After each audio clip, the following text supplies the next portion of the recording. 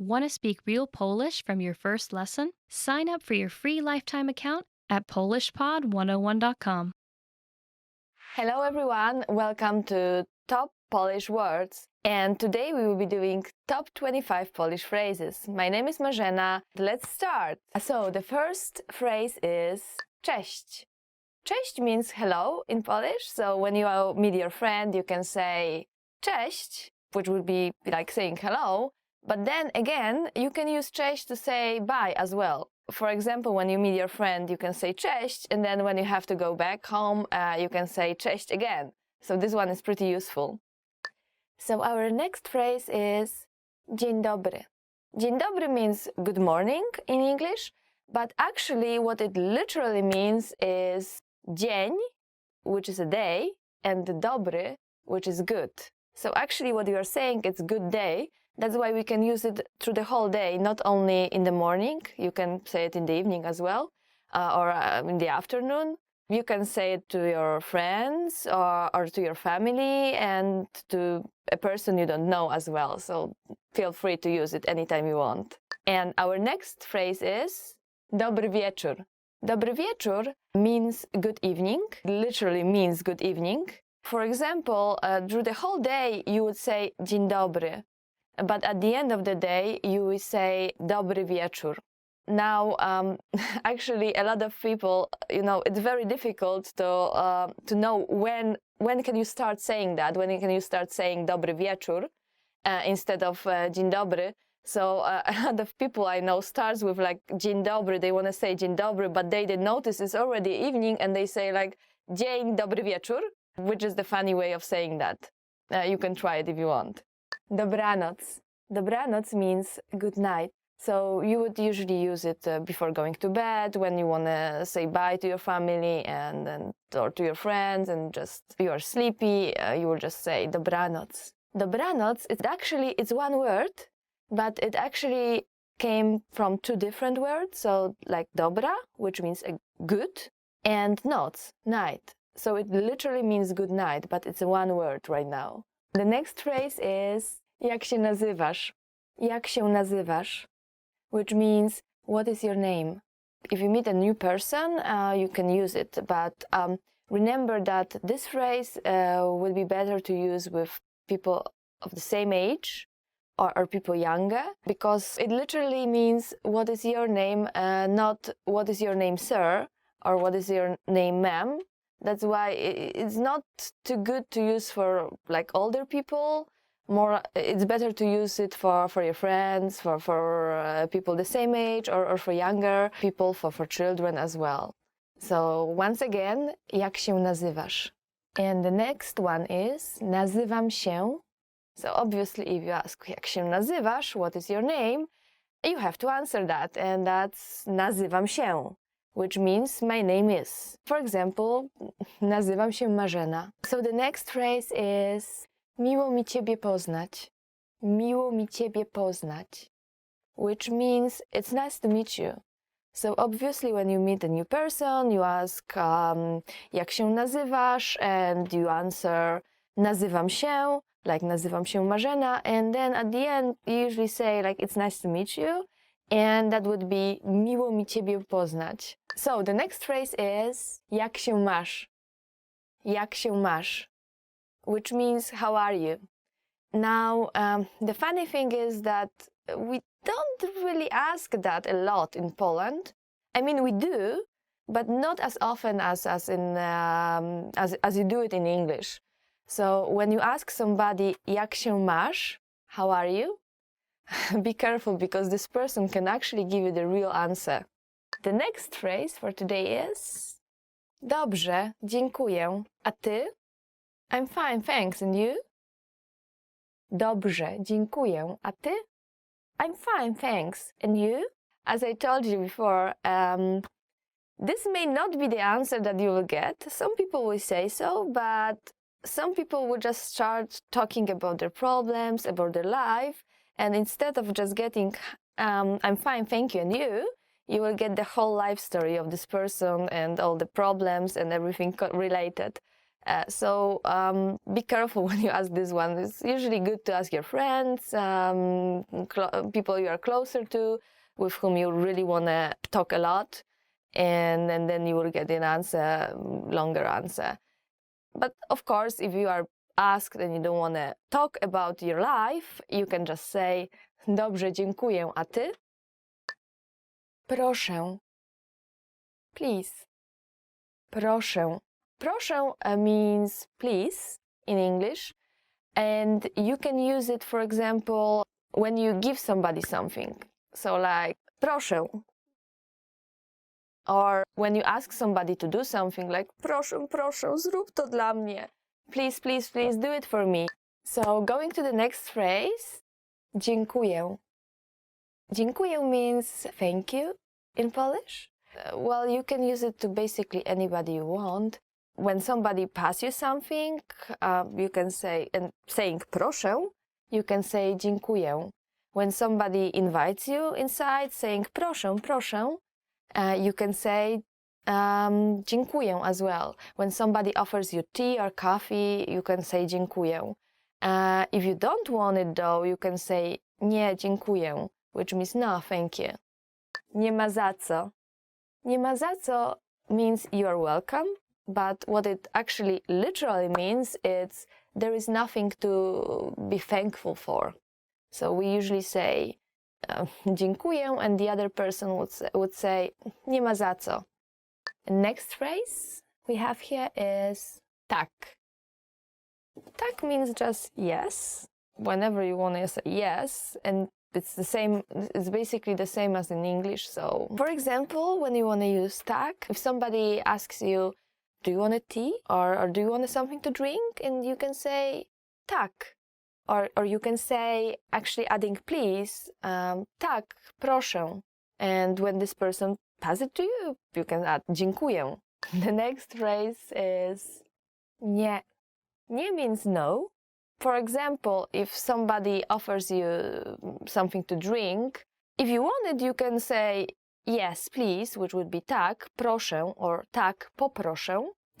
But if you don't want it, you can say nie, or you can say nie, dziękuję, adding thanks to that.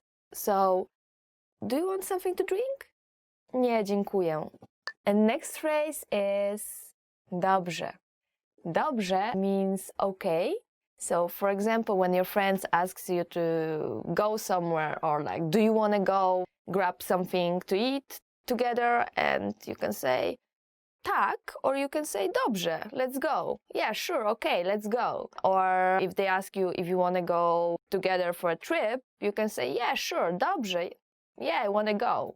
The next phrase is przepraszam. Przepraszam has many different meanings. So it can mean excuse me, but it also can mean I'm sorry.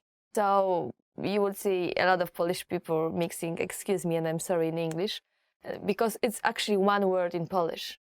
So for example, when you stepped on somebody's leg, you can say przepraszam. When you did something wrong, you can say przepraszam. When you want to pass through like crowd of people, you can say przepraszam, przepraszam, and find your way out. If you did something wrong, you can say przepraszam as well. So it's actually a pretty useful one. So it means excuse me, but it means I'm sorry in the same time. Przepraszam. Przepraszam means I'm sorry. Actually, the next phrase is która jest godzina? Która jest godzina means what time is it? If you want to ask somebody, excuse me, what time is it now? You can say przepraszam, która jest godzina?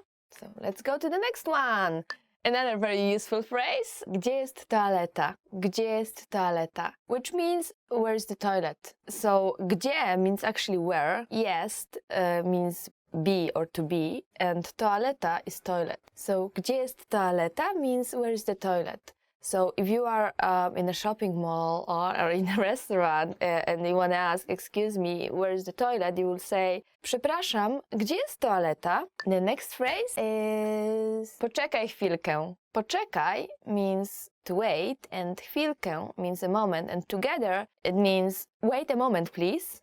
When you see your friend going somewhere, but you still want to talk to him or her, and you can just, call them and then say, poczekaj chwilkę. Ile to kosztuje? Ile to kosztuje means how much is this? When you go to a shop, you will say przepraszam, ile to kosztuje? So excuse me, how much is this? Przepraszam, ile to kosztuje? Czy mogę prosić o rachunek? Czy mogę prosić o rachunek? Can I get the check, please? So imagine you are sitting in a very nice Polish restaurant eating pierogi or any other wonderful Polish dish, and you've just finished and you just want to get your bill. So you would just call the waiter saying przepraszam, and then you will add czy mogę prosić o rachunek? And the next one for today is pomocy. Pomocy. This means help, and I hope you will not have to use this one anytime soon. But if you're ever in danger, if you ever are in a very dangerous situation, which I hope you will not be in Poland, you can use this one, saying pomocy. Do zobaczenia. Do zobaczenia means see you later. You can use it when you speak with your friends and with your family or with anyone basically, because it's not super formal, but it's not only reserved to your closest friends. So like for example, we started this one with cześć, which was hello, but it was bye as well. And this one you would use when you speak with your friends, you would say cześć. But then for everybody else, your friends included, you can say do zobaczenia, which means until we see each other again. Potrafię dobrze mówić po polsku. I can't speak Polish very well. Nie potrafię means I can't. Mówić means to speak, and then po polsku means in Polish. So nie potrafię mówić po polsku, it literally means I can't speak Polish very well, or I can't speak in Polish very well if you wanted a very literal translation. When you start learning the language and you are still not so good, and you meet like people and you want to tell them that your Polish it's not so good, or it's not super good yet, you can use this phrase. Nie potrafię dobrze mówić po polsku. Thank you guys for watching. This was top 25 Polish phrases. And if you like this video, remember to give it a thumb up and leave some comments below. If you have any questions, you can leave it as well. And for more words and phrases, go to polishpod101.com. Thank you and see you again. Hi everyone! Do you know how to say I love you in Polish? In this lesson, you'll learn 3 different ways to say it. Let's start with how to express your feelings to your loved one. Kocham cię. Kocham cię. Kocham cię. Or if you want to explain those butterflies in your stomach, you can say Podobasz mi się. Podobasz mi się.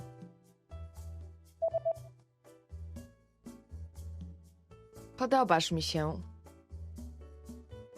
And when you feel that I love you is not enough, you can say Mojej miłości do ciebie nie da się wyrazić słowami. Mojej miłości do ciebie nie da się wyrazić słowami.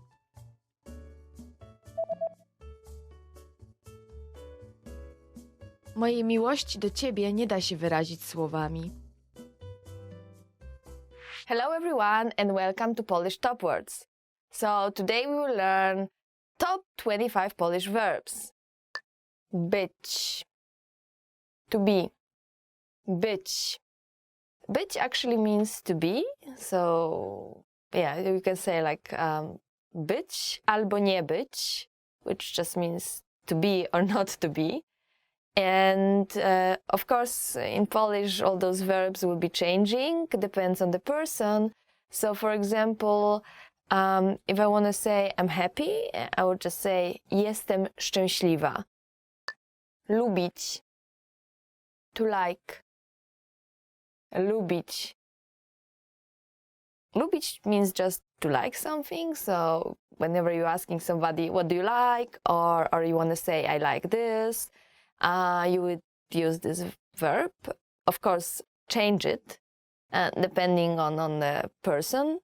For example, you can say, lubisz lody? Do you like ice cream? Robić. To do. Robić. Robić means to do.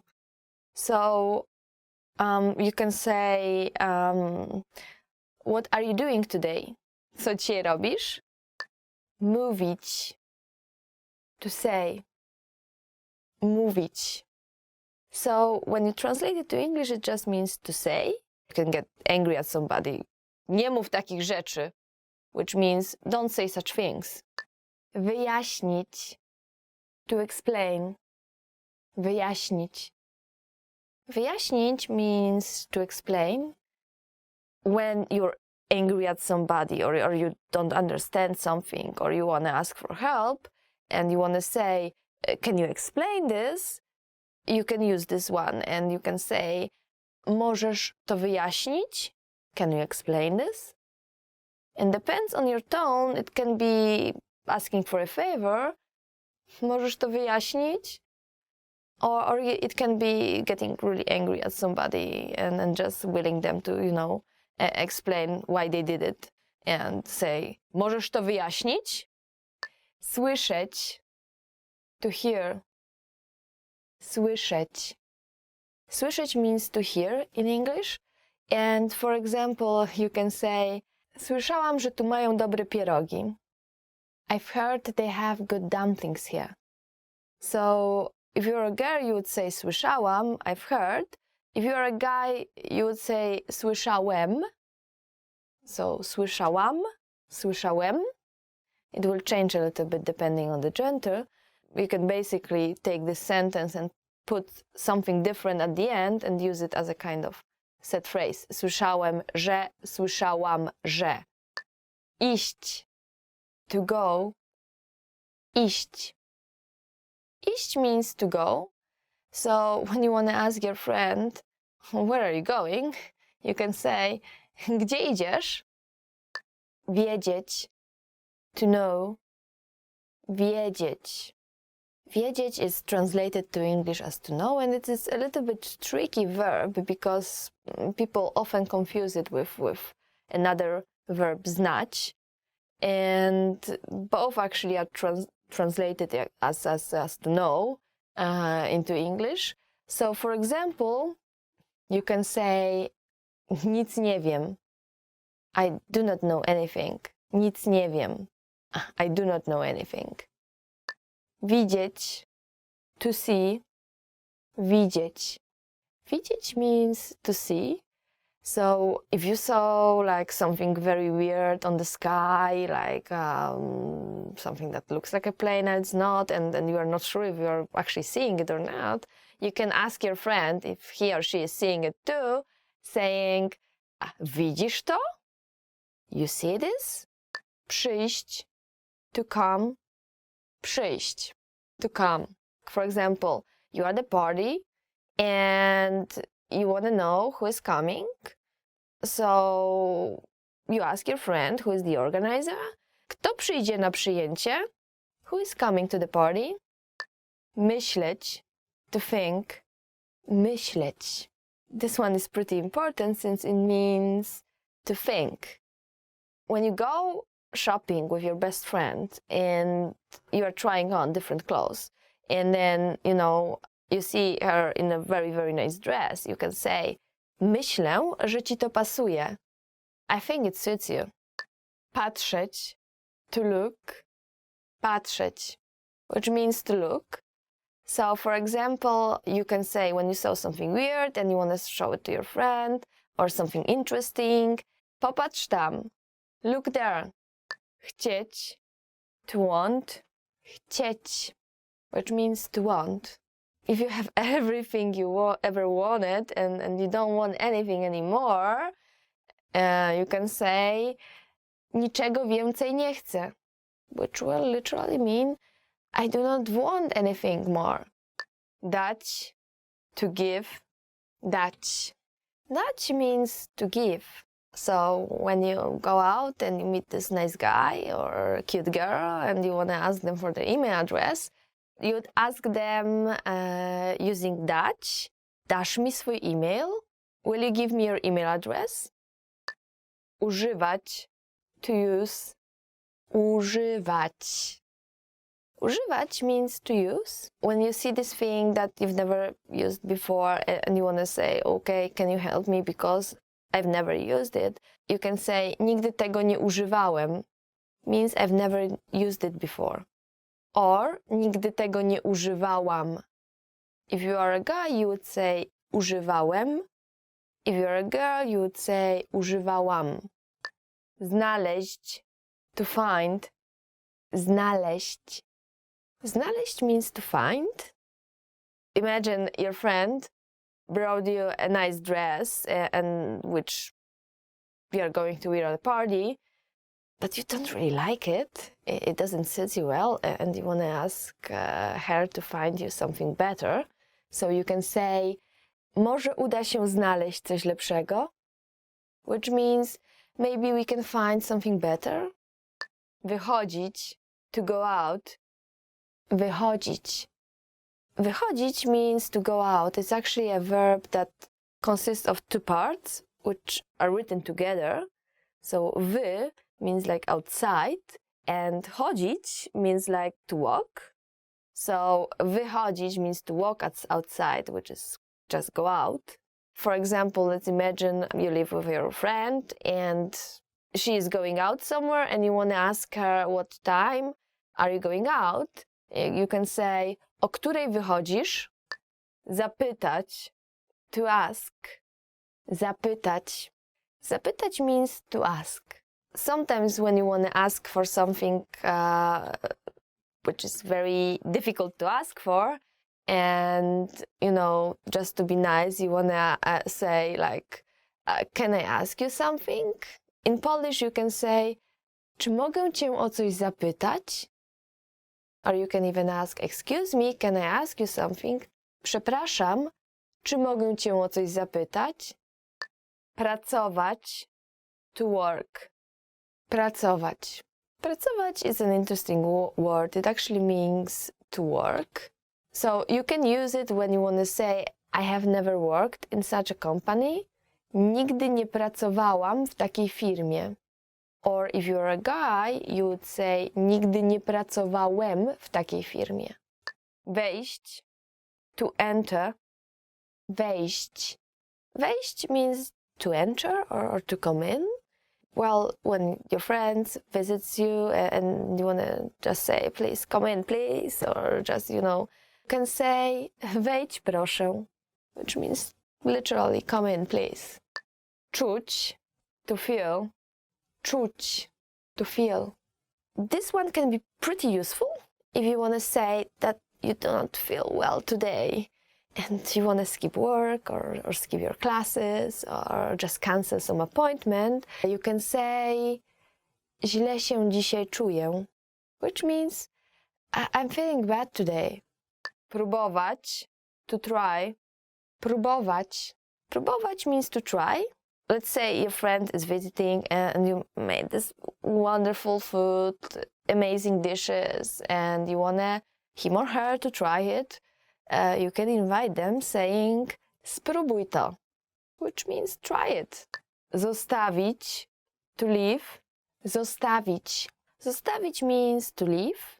When you're angry or irritated and you don't want people to talk to you and just leave me alone, please, you can say, zostaw mnie w spokoju. Zostaw mnie w spokoju. Which means leave me alone. Zadzwonić, to call. Zadzwonić. So, zadzwonić means to call. And let's say somebody calls you and you cannot really talk right now, so you want to say, okay, I will call you back later. You just say, zadzwonię potem.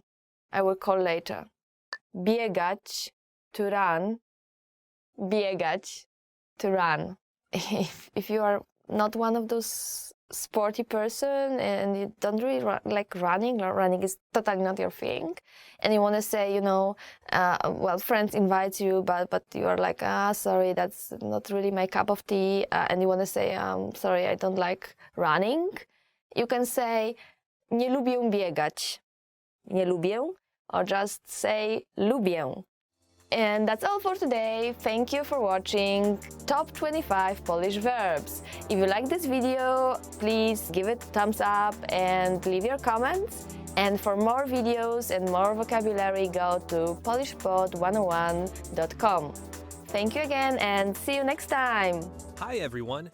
Do you know the 1,000 most useful phrases in Polish? In this lesson, you'll be able to know all of them, so sit back, relax, and have a cup of tea as you listen and learn. Gdzie jest łazienka? Przepraszam. Super! Mam rezerwację. Ile to kosztuje? Co to jest? Dziękuję. Naprawdę? Czy mogę dostać zniżkę? Czy Wi-Fi jest darmowe? Czy mogę prosić o rachunek? A co pan poleca? A co pani poleca? Czy mogę to przymierzyć?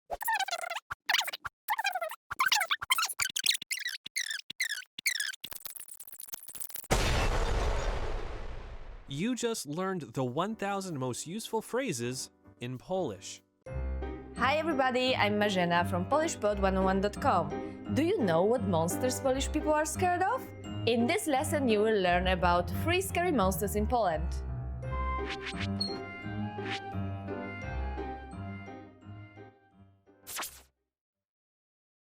Let's start with the most popular monster.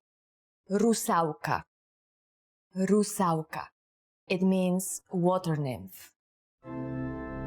The rusałka is a woman who died before getting married. If a woman dies an unfair death and is not avenged, her spirit remains on earth as a rusałka. She usually lures men during the new moon and kills them with dancing or tickling. That sounds pretty scary, right?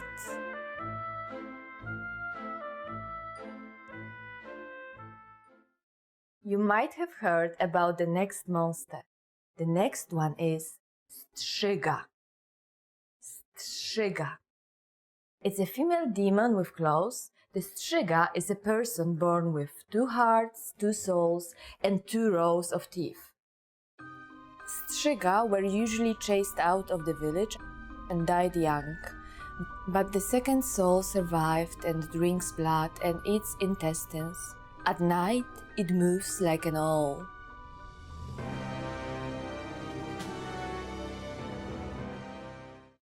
Okay, here is the last monster.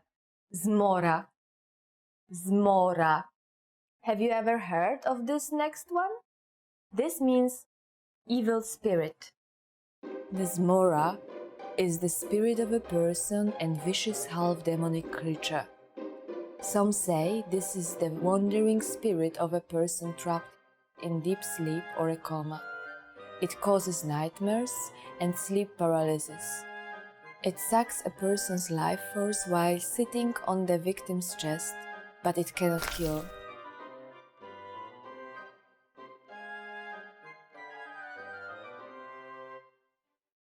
Let's wrap up this lesson by recapping what we have learned.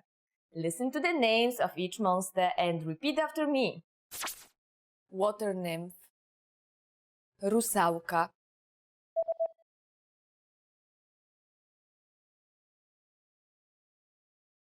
Rusałka.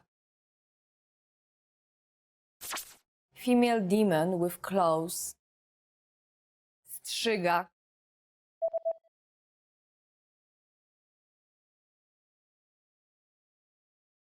Strzyga.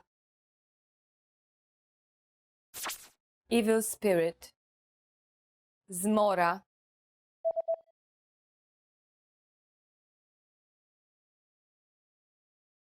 Zmora.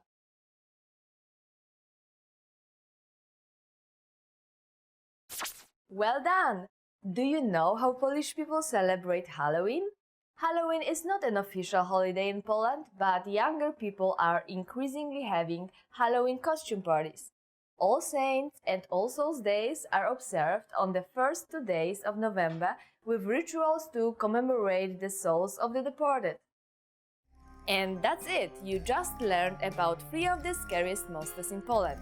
Now, learn Polish twice as fast by downloading all your PDF cheat sheets, including survival phrases, pickup lines, business etiquette, and more. Check out the description below and go to polishpod101.com now. I will see you next time. Dziękuję i do zobaczenia!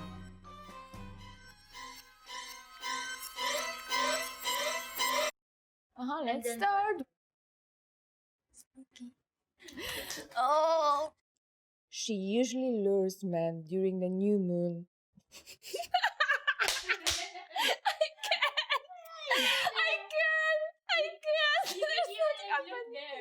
Oh, that sounds pretty scary. Kurwa mać! You just need that part.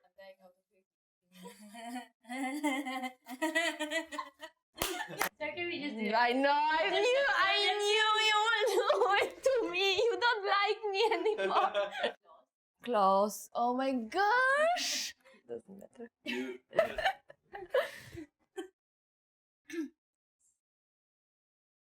Hello everyone and welcome to Top Polish Words. My name is Marzena and today we will learn 10 must-know autumn vocabulary. So here we go. Sweter, sweater, sweter. Sweter basically means sweater. What you can hear often from your mom, if your mom is Polish, it would be załóż sweter, which means put on the sweater. So basically Polish moms are very much concerned about your health, and whenever it's getting colder and it's at autumn and they would like, oh, put on the sweater, załóż sweter. Deszczowy, rainy. Deszczowy, rainy. So deszcz means rain in Polish, and deszczowy, it's an adjective. For example, we can say, dzisiaj jest bardzo deszczowy dzień. Today is a very rainy day. When autumn comes in Poland, we got a lot of rainy days.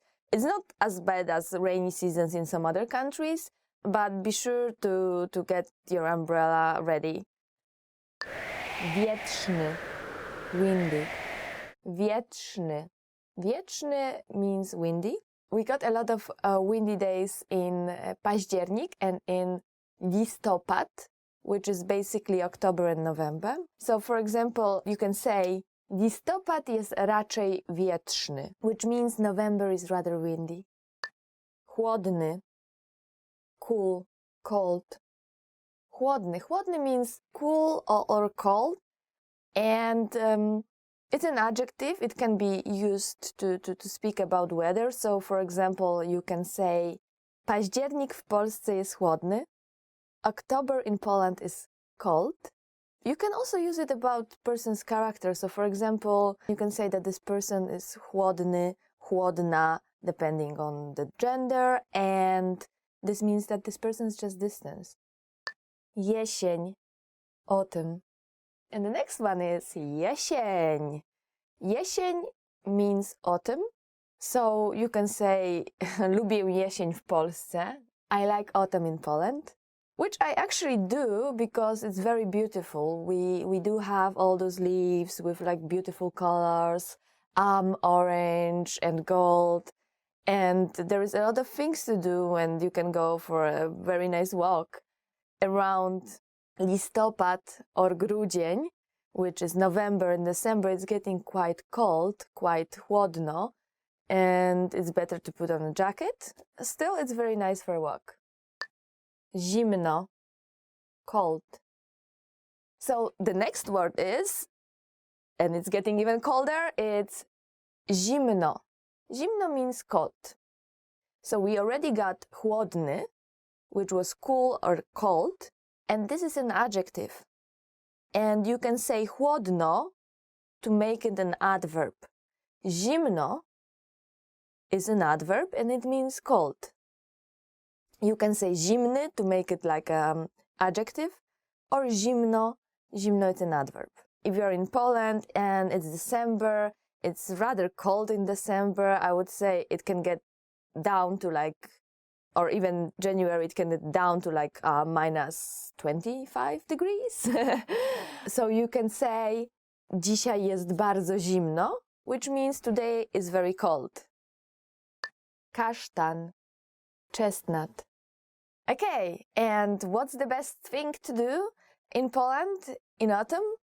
Well, the best thing is to collect kasztany, or the singular, kasztan. Kasztan means just a chestnut, and I guess this is the main thing we used to do. I mean, when I was little, and when autumn came, we were going out and then just collecting kasztany and making all those small like animals and stuff. I guess nowadays it's not so popular. If you want to go and collect chestnuts, you can say, chodźmy pozbierać kasztany. Let's go pick up the chestnuts. Koszula z długim rękawem. Long-sleeved shirt. Okay, so if your mom don't tell you, please put on your sweater, she will probably tell you, please put on a long-sleeve shirt, which is koszula z długim rękawem. Koszula is a shirt, z długim rękawem, with long, długi, z długim rękawem, sleeve.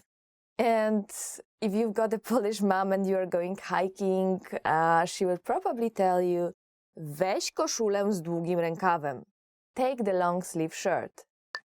Święto Dziękczynienia. Thanksgiving. Okay, this one is not very Polish, but I guess you can use it, especially if you come from English-speaking country and you celebrate this one. Święto Dziękczynienia. Święto Dziękczynienia means just Thanksgiving. Święto is a kind of celebration, and dziękczynienia it's Thanksgiving, like dziękczynienie, dziękować. You probably heard dziękuję, which means thank you. So dziękczynienie is like dziękować, dziękuję, thank you, and czynienie, which is like doing something, so doing the thank you thing. Święto Dziękczynienia. So you can get curious and ask, czy obchodzicie Święto Dziękczynienia? Do you celebrate Thanksgiving? Which in Poland probably you hear no. No, we don't. We do have better things like Christmas. Liść, leaf. And the last word for today is liść. I guess it's very difficult to pronounce. Liść. And it means leaf. When you go and walk around, it's beautiful autumn, golden leaves falling down, you are collecting your kasztany, chestnuts, and you see this very, very beautiful leaf. You can say, jaki ładny listek. Listek, it's the same liść, it's just like a smaller version of it. So you can say, jaki ładny liść as well. And if it's very small and cute, and it's like, oh, how cute. Jaki ładny listek. What a nice leaf. Okay, that's all for today. Thank you for watching, and remember to like this video, and if you want more, just go to polishpod101.com. Thank you again, and see you next time. Cześć!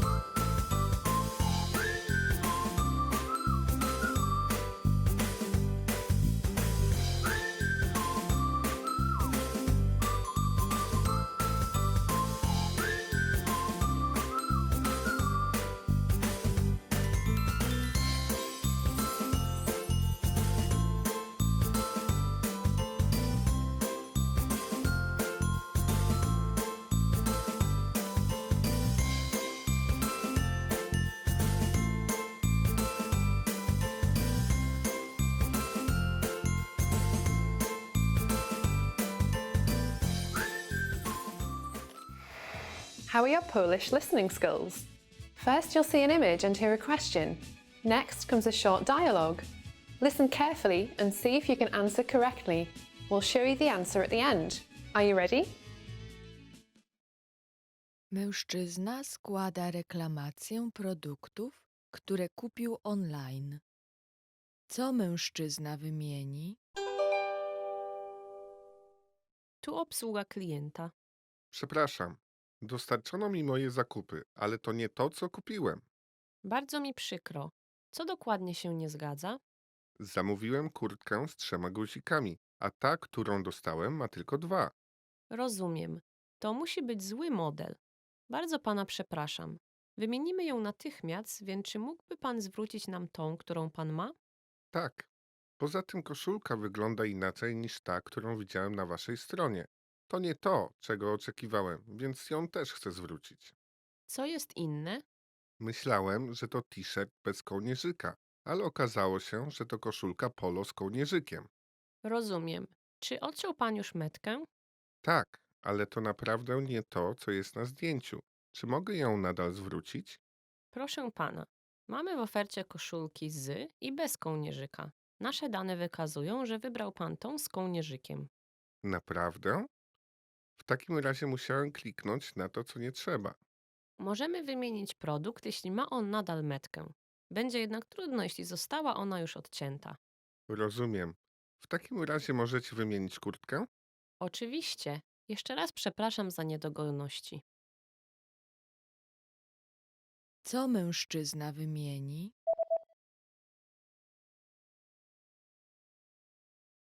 Mężczyzna składa reklamację produktów, które kupił online. Co mężczyzna wymieni? Tu obsługa klienta. Przepraszam, dostarczono mi moje zakupy, ale to nie to, co kupiłem. Bardzo mi przykro. Co dokładnie się nie zgadza? Zamówiłem kurtkę z 3 guzikami, a ta, którą dostałem, ma tylko 2. Rozumiem. To musi być zły model. Bardzo pana przepraszam. Wymienimy ją natychmiast, więc czy mógłby pan zwrócić nam tą, którą pan ma? Tak. Poza tym koszulka wygląda inaczej niż ta, którą widziałem na waszej stronie. To nie to, czego oczekiwałem, więc ją też chcę zwrócić. Co jest inne? Myślałem, że to t-shirt bez kołnierzyka, ale okazało się, że to koszulka polo z kołnierzykiem. Rozumiem. Czy odciął pan już metkę? Tak, ale to naprawdę nie to, co jest na zdjęciu. Czy mogę ją nadal zwrócić? Proszę pana. Mamy w ofercie koszulki z i bez kołnierzyka. Nasze dane wykazują, że wybrał pan tą z kołnierzykiem. Naprawdę? W takim razie musiałem kliknąć na to, co nie trzeba. Możemy wymienić produkt, jeśli ma on nadal metkę. Będzie jednak trudno, jeśli została ona już odcięta. Rozumiem. W takim razie możecie wymienić kurtkę? Oczywiście. Jeszcze raz przepraszam za niedogodności. Hello everybody, welcome to Top Polish Words. My name is Marzena and today we will learn 10 phrases for surviving back to school. So let's start. Plecak, backpack. Plecak, which basically means backpack. I guess it comes from Polish word plecy, plecy, which is a bag. So plecak, it's something you put on your back, backpack. So you can say zapakuj to do plecaka, pack this in the backpack. Kolega z klasy, classmate.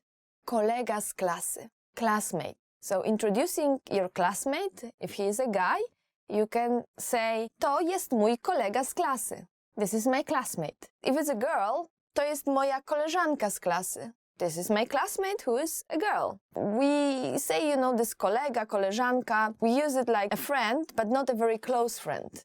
Praca domowa, homework. Praca domowa, which basically is homework. Praca means work and domowa is like homes. So praca domowa is basically homework. It's not one word, it's two separate words. You can ask your kid, odrobiłeś już pracę domową? Have you done your homework yet? Egzamin, exam, egzamin, which basically means exam, and it probably comes from English, but the spelling is very different, so pay attention to spelling. And when you have like very important exam, next day you can say, jutro mam ważny egzamin. Tomorrow I have a very important exam. Jutro mam ważny egzamin.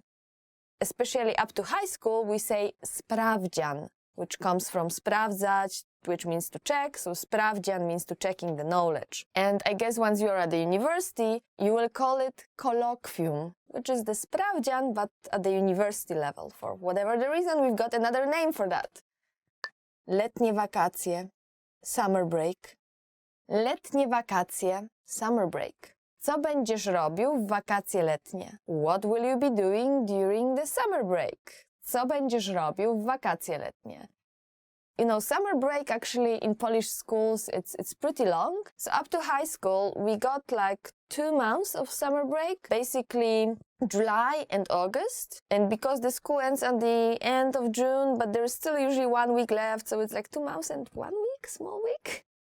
Szkoła, school. Szkoła. Szkoła means school, any type of school. Although for university level, we would say uniwersytet, or if you really want to use szkoła, you can say szkoła wyższa, which is like the higher type of school, if you translate literally. So if you want to ask somebody where he or she is going to school, you can ask, gdzie jest twoja szkoła? Where is your school? Uczyć się, to study. Uczyć się. Uczyć się means to study. So when you see somebody studying really hard, you can come closer and ask, czego się tak uczysz? What are you studying so hard? Czego się tak uczysz? To jest pierwszy dzień zajęć. It's the first day of class. To jest pierwszy dzień zajęć. This is the first day of class. So in Poland, up to the high school, the first day is actually the 1st of September. And I guess there is always something big going on in each school, so there are not really like classes per se. We've got this big ceremony and singing like the school's item or celebrating. And then the school starts from the next day, actually. But we call it the first day of school. And for university level, the first day of school, it depends on the department and on the university, but it's somewhere around October. Jesteśmy w tej samej klasie. We are in the same class. Jesteśmy w tej samej klasie. We are in the same class. Classes in Poland are actually set for the elementary school. There are usually A and B or A, B, C or A, B, C, D. It depends on how big the school is. And usually 30 students per class, sometimes 20, 25 in the elementary school.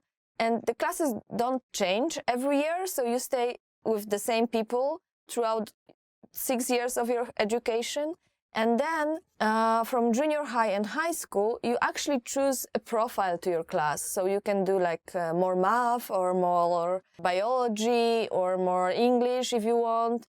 And this is kind of very important for whatever you will be doing at the university. So you usually try to choose whatever you will need for the university exams, because this will be the subject that you will have more classes of. Like, for example, I got math and information science, so we got a lot of those, and we didn't really get a lot of like English classes or Polish classes, or we got only, you know, half of the history classes for whatever other profiles had. Na jakie zajęcia chodzisz? What classes are you taking? Na jakie zajęcia chodzisz? What classes are you taking? Na matematykę i fizykę. Mathematics and physics. And that's all for today. So today we studied 10 phrases for surviving back to school. So be sure to like this video and check polishpod101.com. And see you again. Thank you. Hi, welcome to Top Polish Words. My name is Marzena, and today we will learn 20 words you will need for the beach. So let's start. Okulary słoneczne. Sunglasses. Okulary słoneczne. Sunglasses. So for example, if the sun is very, very strong and your friend is walking like this, trying to see something, you can tell him, you know, załóż okulary słoneczne, which means put on sunglasses. Sun in Poland, well, I guess in summer it can get very strong, so it's better to get your okulary słoneczne, your sunglasses ready for Polish summer.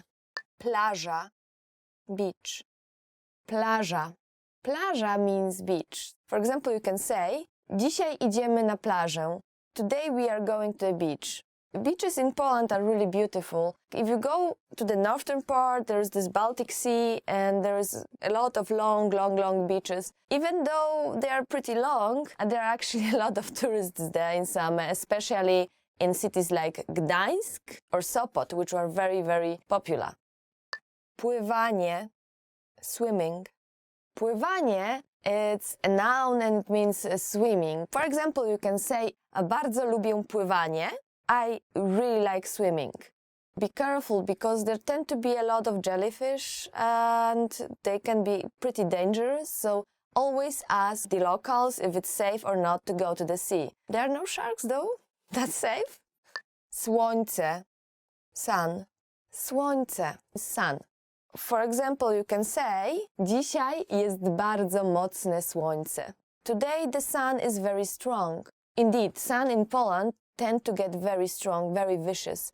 So be sure to put some kind of protection before you go out. And if you get sunburn, there is this very good way to get rid of it. We got in Poland, when we get sunburn, we just put kefir.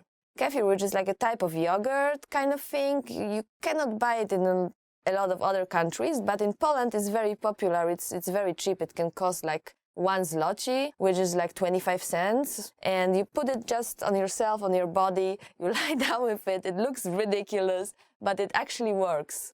Palma, palm tree. Palma, palm tree, because we've got a lot of palm trees in Poland. Not so much. We actually have none, zero. You can say, w Polsce nie rosną palmy. There are no palm trees in Poland. Muszla, seashell.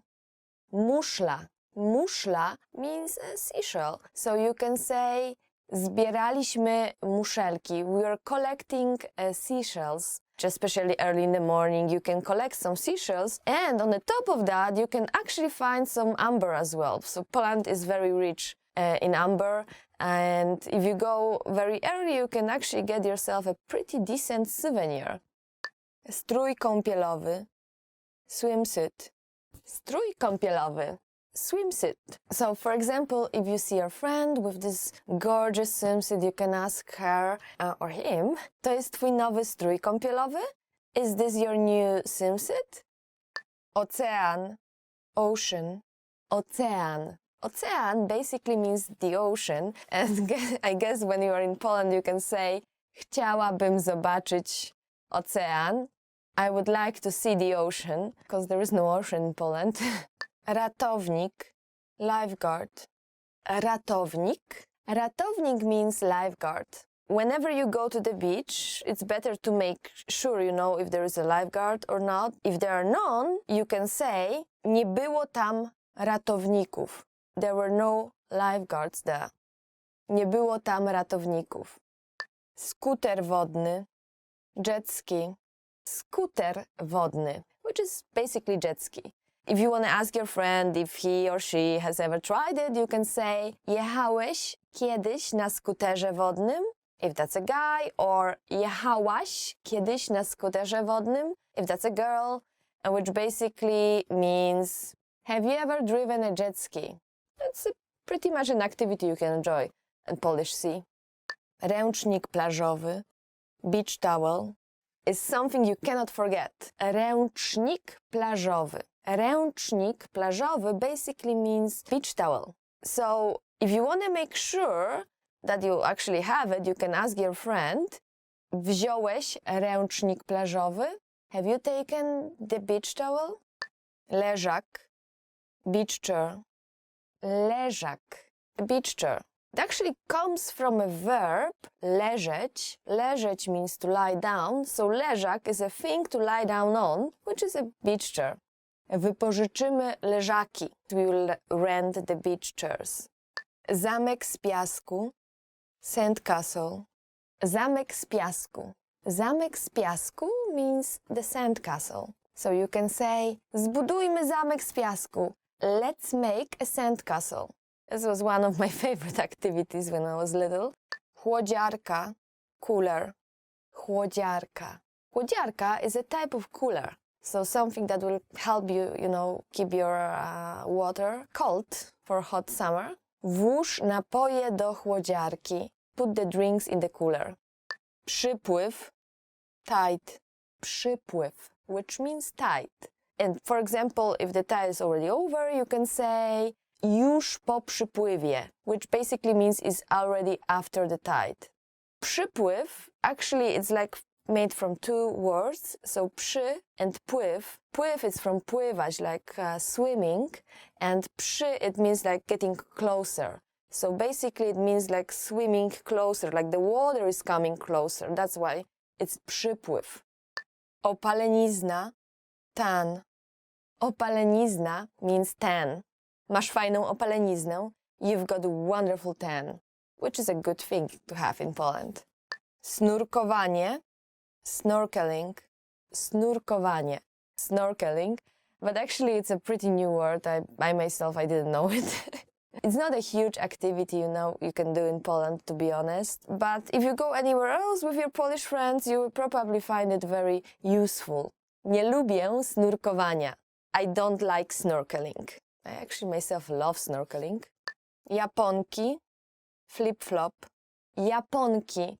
It's flip-flops, but also means Japanese girls. It's probably because, flip-flops like that are very common in Japan, I guess. Or I guess that's our image of it. Kupiłaś już japonki na lato? Have you already bought flip-flops for summer?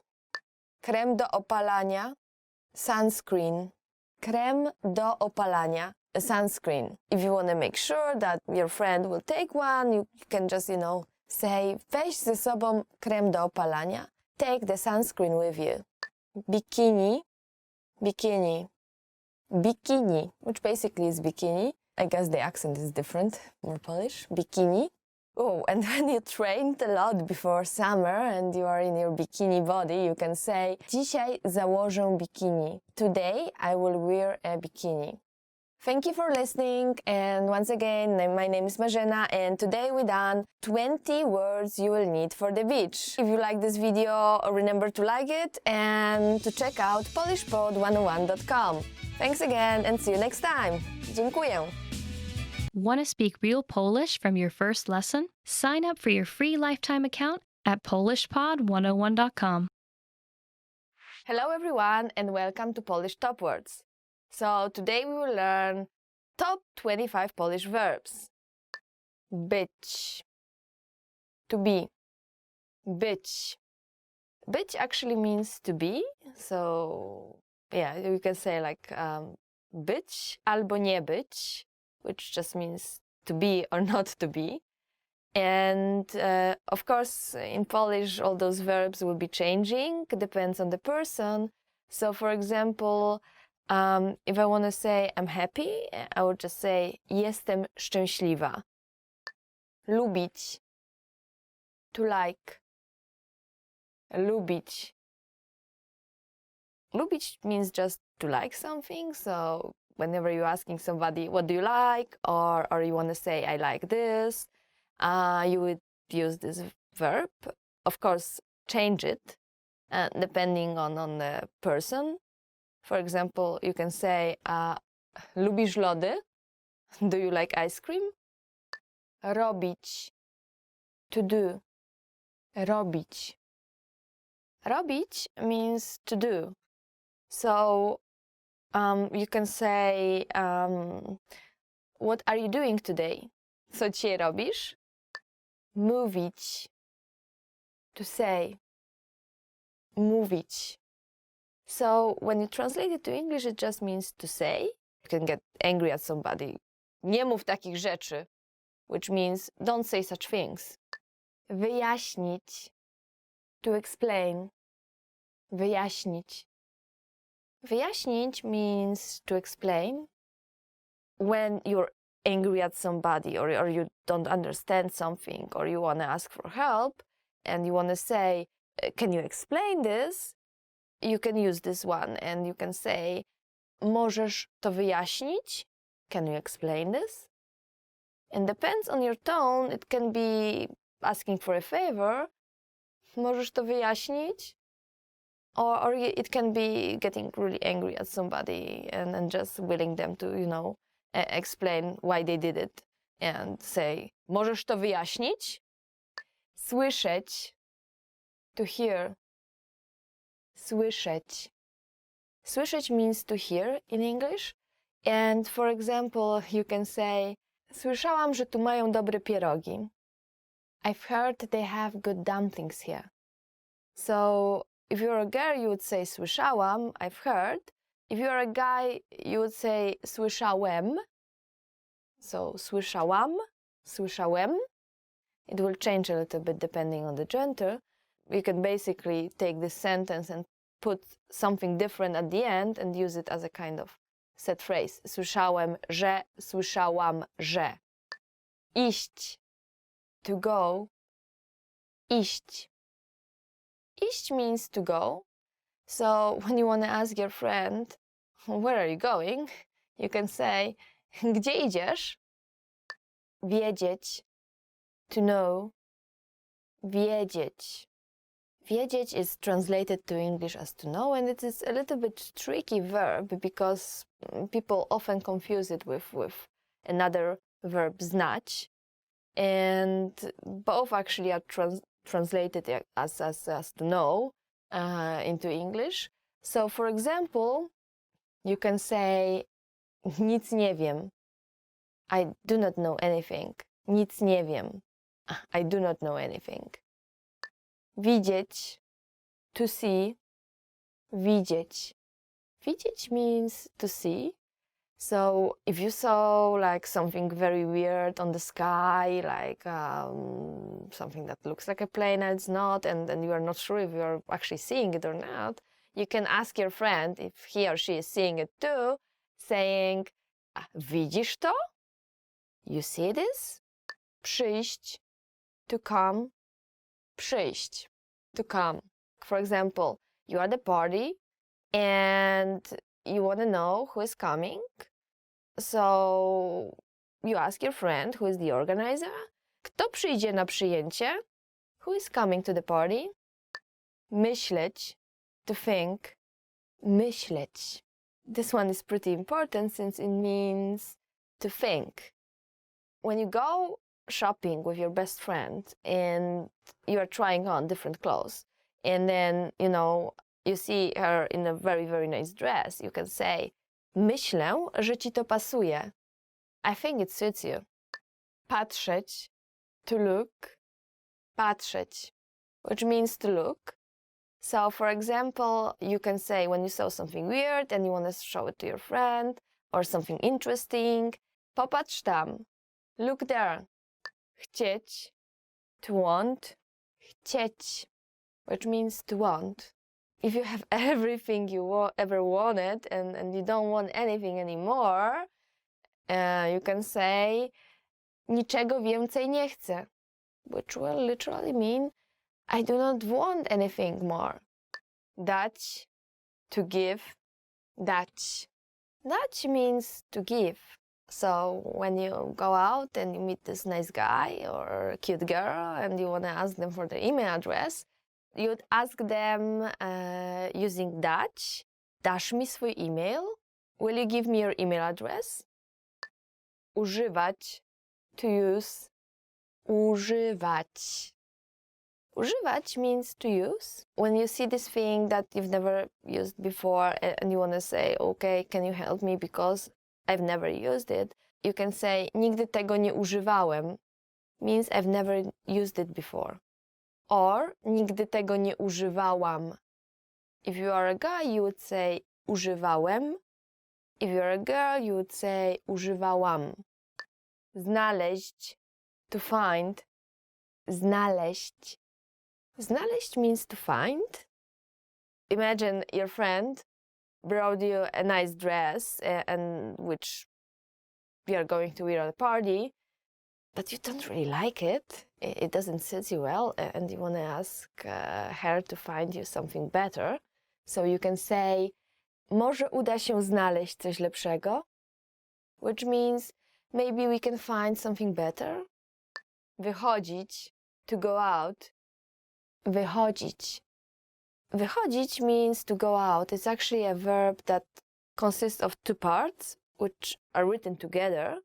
So wy means like outside, and chodzić means like to walk. So wychodzić means to walk outside, which is just go out. For example, let's imagine you live with your friend and she is going out somewhere and you want to ask her what time are you going out. You can say, o której wychodzisz? Zapytać, to ask. Zapytać. Zapytać means to ask. Sometimes when you want to ask for something which is very difficult to ask for, and, just to be nice, you want to say like, can I ask you something? In Polish you can say, czy mogę cię o coś zapytać? Or you can even ask, excuse me, can I ask you something? Przepraszam, czy mogę cię o coś zapytać? Pracować, to work. Pracować. Pracować is an interesting word. It actually means to work. So you can use it when you want to say, I have never worked in such a company. Nigdy nie pracowałam w takiej firmie. Or if you're a guy, you would say, nigdy nie pracowałem w takiej firmie. Wejść, to enter. Wejść. Wejść means to enter or to come in. Well, when your friend visits you and you want to just say, please come in, please, or just, you can say, wejdź proszę, which means literally come in, please. Czuć, to feel. Czuć, to feel. This one can be pretty useful if you want to say that you don't feel well today and you want to skip work or skip your classes or just cancel some appointment. You can say, źle się dzisiaj czuję, which means I'm feeling bad today. Próbować, to try. Próbować. Próbować means to try. Let's say your friend is visiting and you made this wonderful food, amazing dishes, and you want him or her to try it. You can invite them saying, spróbuj to, which means try it. Zostawić, to leave. Zostawić. Zostawić means to leave. When you're angry or irritated and you don't want people to talk to you and just leave me alone, please, you can say, zostaw mnie w spokoju.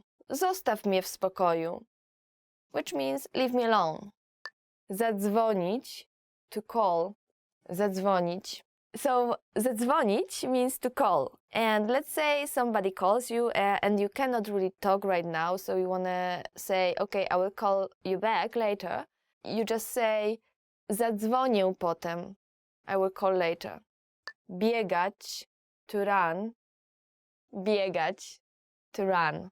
If you are not one of those sporty person and you don't really like running is totally not your thing, and you want to say, friends invite you, but you are like, sorry, that's not really my cup of tea, and you want to say, sorry, I don't like running, you can say, nie lubię biegać. Nie lubię, or just say, lubię. And that's all for today. Thank you for watching Top 25 Polish Verbs. If you like this video, please give it a thumbs up and leave your comments. And for more videos and more vocabulary, go to polishpod101.com. Thank you again and see you next time! Hi everybody, I'm Marzena from polishpod101.com. Do you know how to say I love you in Polish? In this lesson, you will learn 3 different ways to say I love you and a special phrase for Valentine's Day.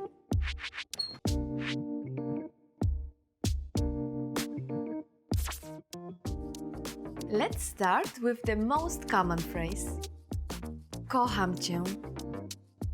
Kocham cię. I love you. This phrase is direct. You should use it only when you are confessing your love.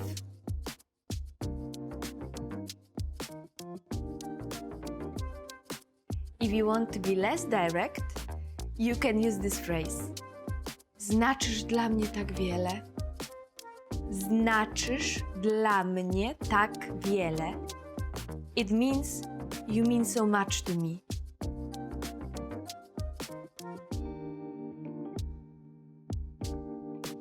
Now, if you want to be more romantic in expressing your love for someone, you can say this phrase.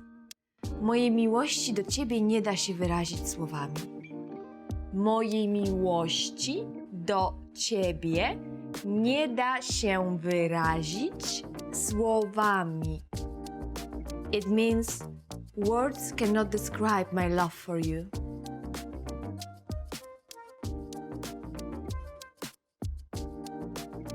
Now you know 3 different ways to say I love you in Polish. And here is one more.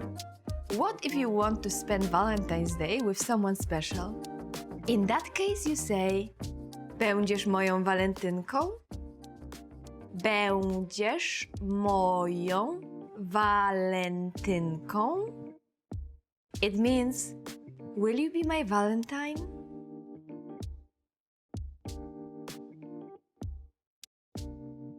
Let's wrap up this lesson by recapping what we have learned.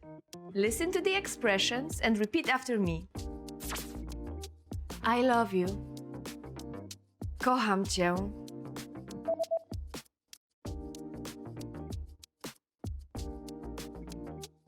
Kocham cię. You mean so much to me. Znaczysz dla mnie tak wiele.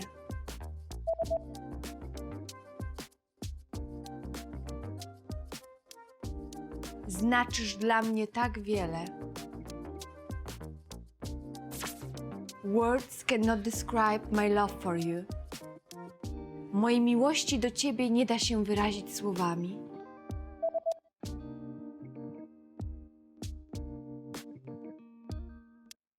Mojej miłości do ciebie nie da się wyrazić słowami. Will you be my Valentine?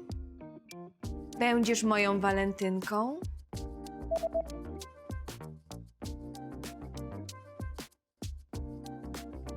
Będziesz moją walentynką?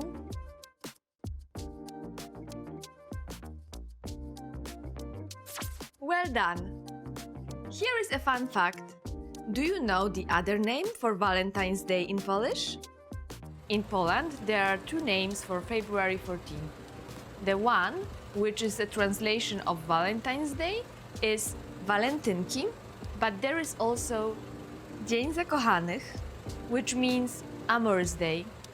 You just learned 3 different ways to say I love you in Polish and 1 special phrase for Valentine's Day. Also, don't forget to download your free cheat sheet on how to be a good lover in Poland, including words for romance, compliments, and pick-up lines. Check out the description below and go to polishpod101.com now. I will see you next time. Do zobaczenia!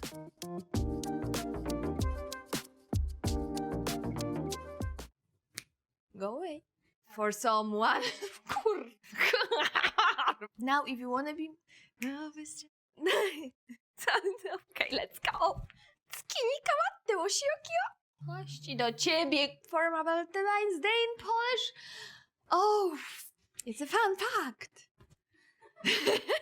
Do you You ruined it for me. A linguist is telling you that. I know what I'm saying. Why don't you see it? Why? I knew you will notice. Valentynki?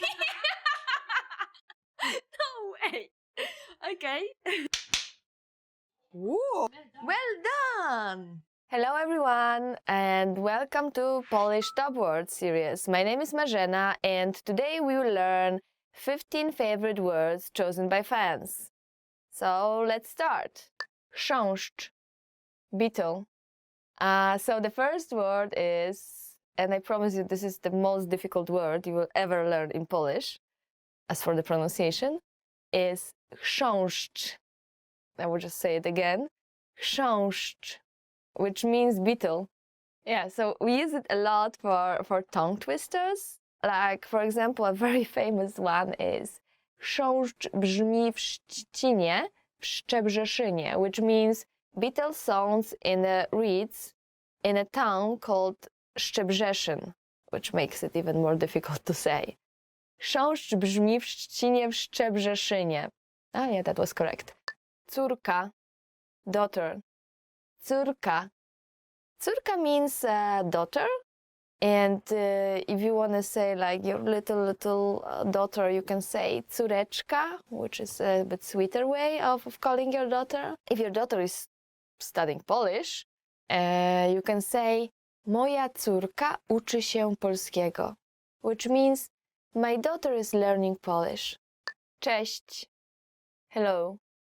Cześć, which basically means hello. And for example, if you meet your friend, you can say cześć, jak się masz? Hi, hello. Hi, how are you? Cześć, jak się masz?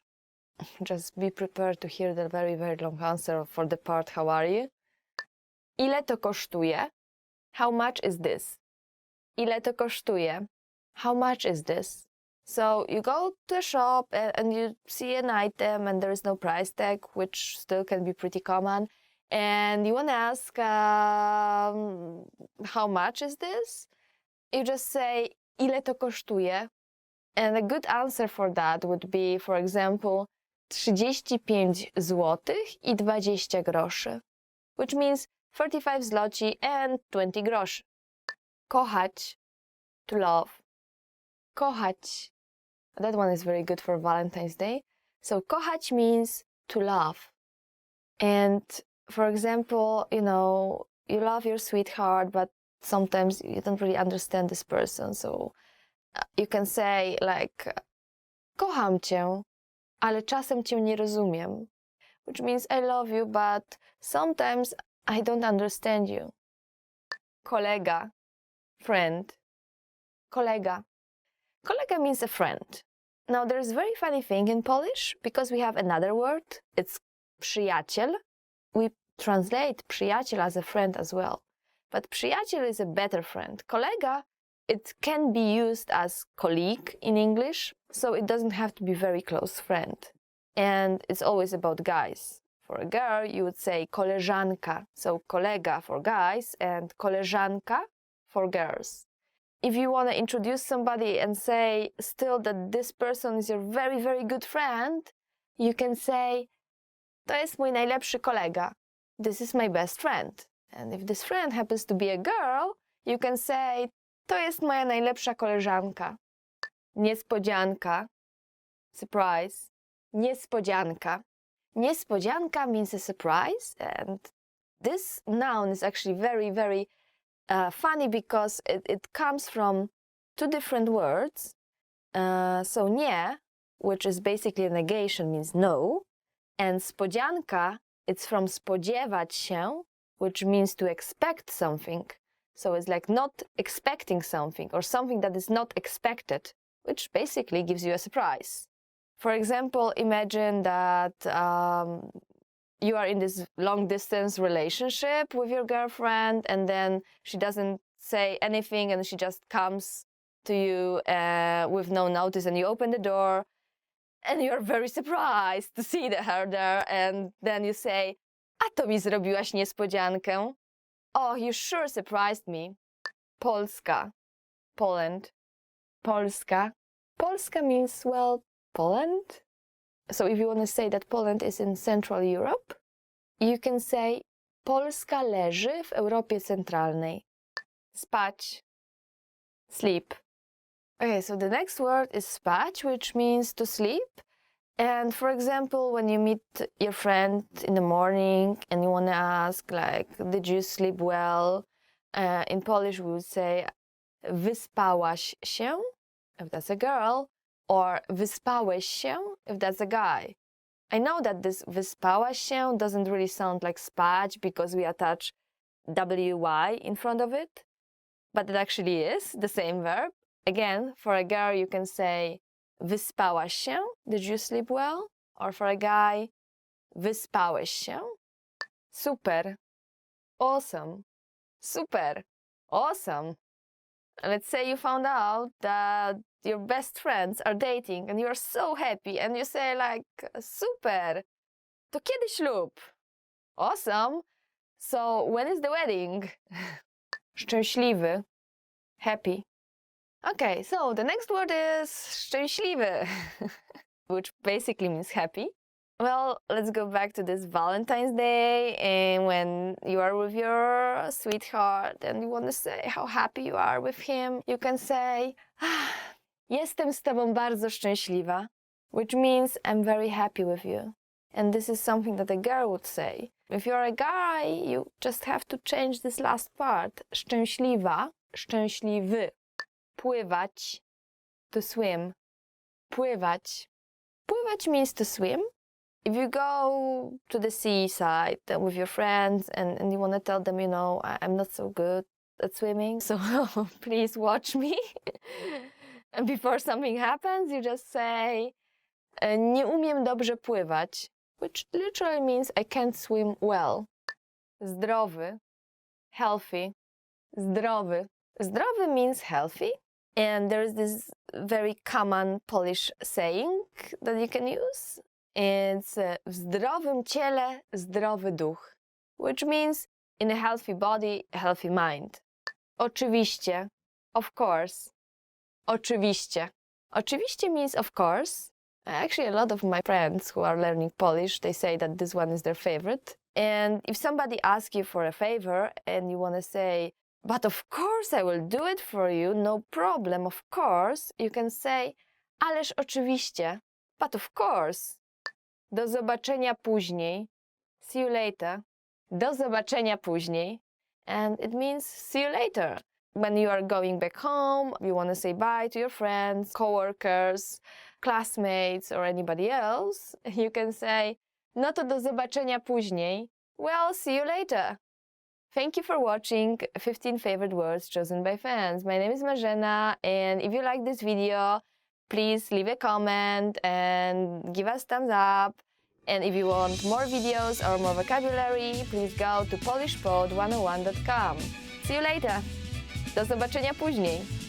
Want to speak real Polish from your first lesson? Sign up for your free lifetime account at polishpod101.com. Hello everybody, my name is Marzena and welcome to Polish Top Words. Today we will learn 10 questions you should know in Polish. So let's start. Jak się nazywasz? What's your name? Jak się nazywasz? What is your name? So if you meet somebody and you ask this person, jak się nazywasz? You may hear an answer like, nazywam się Ania. My name is Ania. Ania is actually a pretty common name in Poland. Or nazywam się Marzena. My name is Marzena. Jak się masz? How are you? Jak się masz means how are you? And you may hear an answer like dobrze, which means good. But actually, probably more often you will hear a very, very long answer and it won't be good. Because in Poland, it is not so common to ask, jak się masz. You do ask that, but you ask that only, people you are very close friends with. And you kind of need to expect a longer answer and that people will actually tell you the truth about their life and what wrong happened in it. And it's usually wrong because Polish people love complaining. So be careful with this one. If you don't have time for a longer talk, just don't ask it. Skąd jesteś? Where are you from? Skąd jesteś? Where are you from? So you may hear this question if somebody notices that you are not from Poland. And for example, if you are from America, you can answer z Ameryki, from America. So basically you just put z and then the country. Kiedy masz urodziny? When is your birthday? And if you make new friends, you may hear a question like, kiedy masz urodziny? Which means, when is your birthday? And a good answer for that would be just giving, the month and day. You don't have to answer in a whole sentence. So you can say, for example, 8 lutego. 8 lutego, which is February 8th. This is actually my birthday. Gdzie mieszkasz? Where do you live? Another question you may hear is, gdzie mieszkasz? Gdzie mieszkasz? Gdzie mieszkasz means, where do you live? And when you can answer like in details saying the street and everything else, or you can just, say mieszkam w Krakowie, which means I live in Krakow. Gdzie pracujesz? Where do you work? Another question you may hear in Poland is gdzie pracujesz? Where do you work? And it can be about the place or it can be about the company. So, for example, if you don't want to say the company or you are reluctant, you just want to say, okay, I work in Krakow, you say pracuję w Krakowie. If you want to say the company, on the other hand, you can just say pracuję w and change Krakow, to the name of a company. Jaki jest twój numer telefonu? What's your phone number? If somebody likes you really much, then they may ask about your phone number, saying, jaki jest twój numer telefonu? What is your phone number? So you can answer that saying, mój numer telefonu to 693 408 896, which means my number is 693 408 896. Just notice that in Polish we usually break it into groups of 3, and we say not 693, we say 693, which is 693. Gdzie się nauczyłeś polskiego? Where did you learn Polish?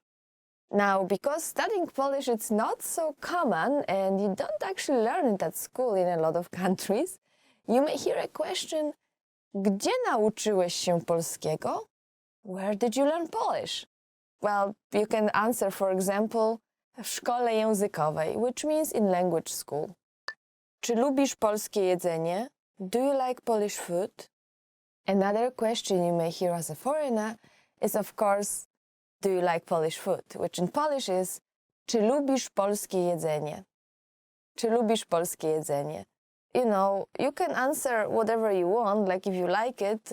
If you don't like it, don't feel, embarrassed and just say it straight, because people will just feed you with Polish food that you don't like. But if you like it, you can say uwielbiam, which means I love it. Kiedy przyjechałeś do Polski? When did you come to Poland? Now, once you come to Poland and you start living there, you will probably hear this one a lot. Kiedy przyjechałeś do Polski? When did you come to Poland?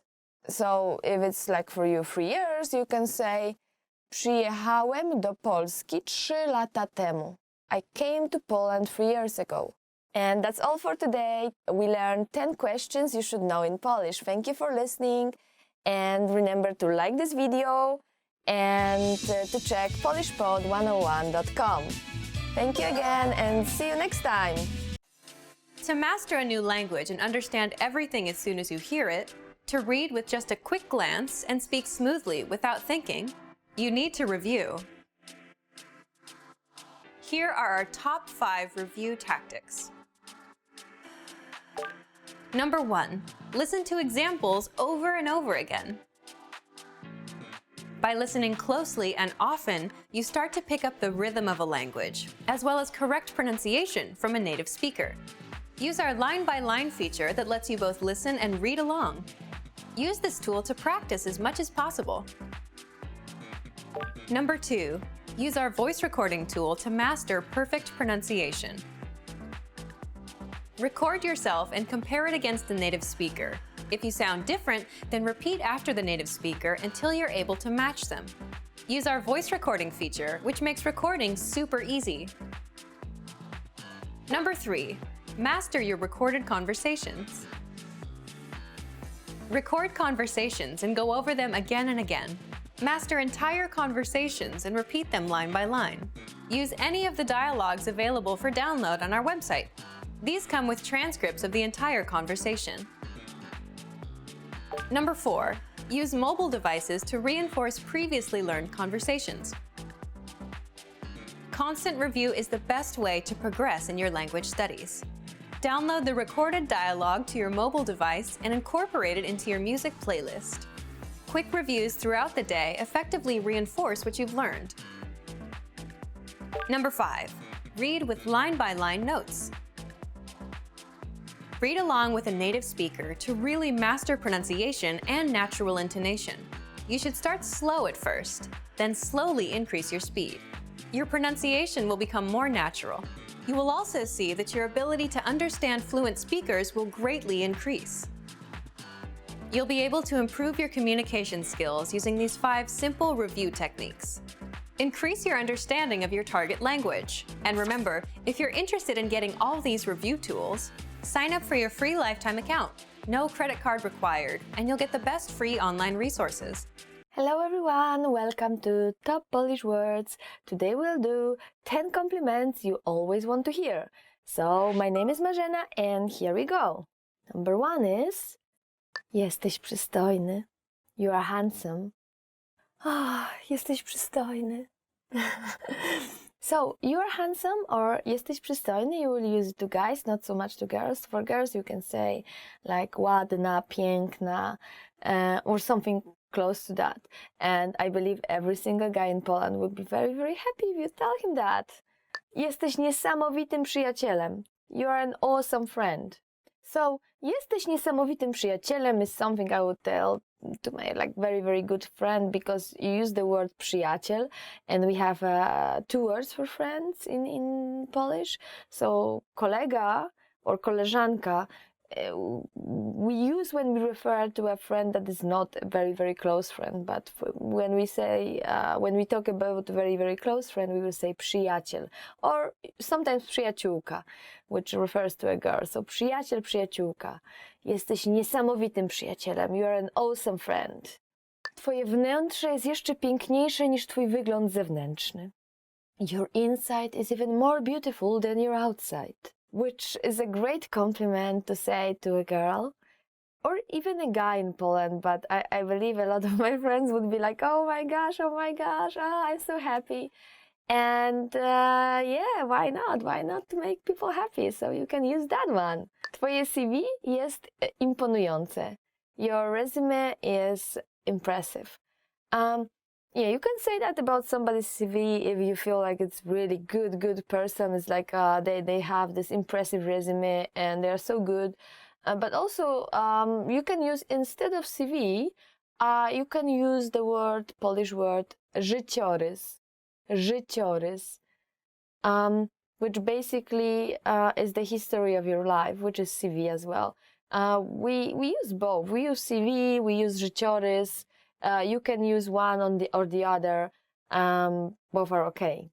And what if somebody does a good job or great job? Well, in that case, you can say dobra robota. Dobra robota. You can use it to your friend, or you can use it at work to your coworker. Well, I guess you wouldn't say it to your boss, but everybody else is okay, or maybe not to your teacher. But everywhere else, it's a good way to prize somebody. Ta kurtka wygląda na tobie ładnie. This jacket looks nice on you. And who wouldn't like to hear that?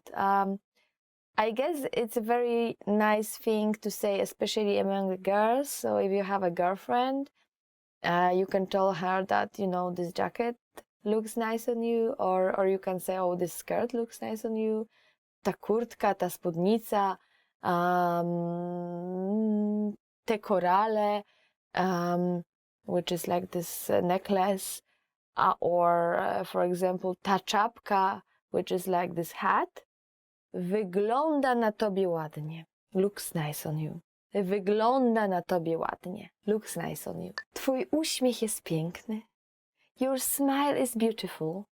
Which I guess a guy can say it to a girl. Definitely. Probably more often than a girl would say that to a guy. And that's a very big compliment. I would feel like, oh my gosh, your smile is so beautiful. Oh. And I would be probably super red. Wyglądasz przepięknie. You look gorgeous. This is something probably a boyfriend would say to his girlfriend. And sometimes I would say it to my girlfriends as well, just to make them feel better. And when they look really, really gorgeous, I would say, oh, wyglądasz przepięknie. You look gorgeous. Jesteś niezastąpiony. You are irreplaceable. Jesteś niezastąpiony. Something you will say to a guy, and to a girl you just change it a little bit and you will say jesteś niezastąpiona. Something you can use to your coworker, to your friend. Even if you are a boss, you can use it to all your workers. Something that will make everybody feel better about themselves. So you can just simply say jesteś niezastąpiony or jesteś niezastąpiona. Woohoo! You know what? Zaskoczyłeś mnie pozytywnie. You surprised me positively, which is a good way to compliment on somebody's job. Well done. Or that somebody acted in a very, very good way or a very wise way. And you can say it to your friends, you can say it to your coworkers, basically almost everybody, unless this person is very, very much above you in a hierarchy, maybe that's not a good idea. But everybody else is okay, fine, and people will be super happy to hear that. So that's all for today. Once again, my name is Marzena, and today we did 10 compliments you always want to hear.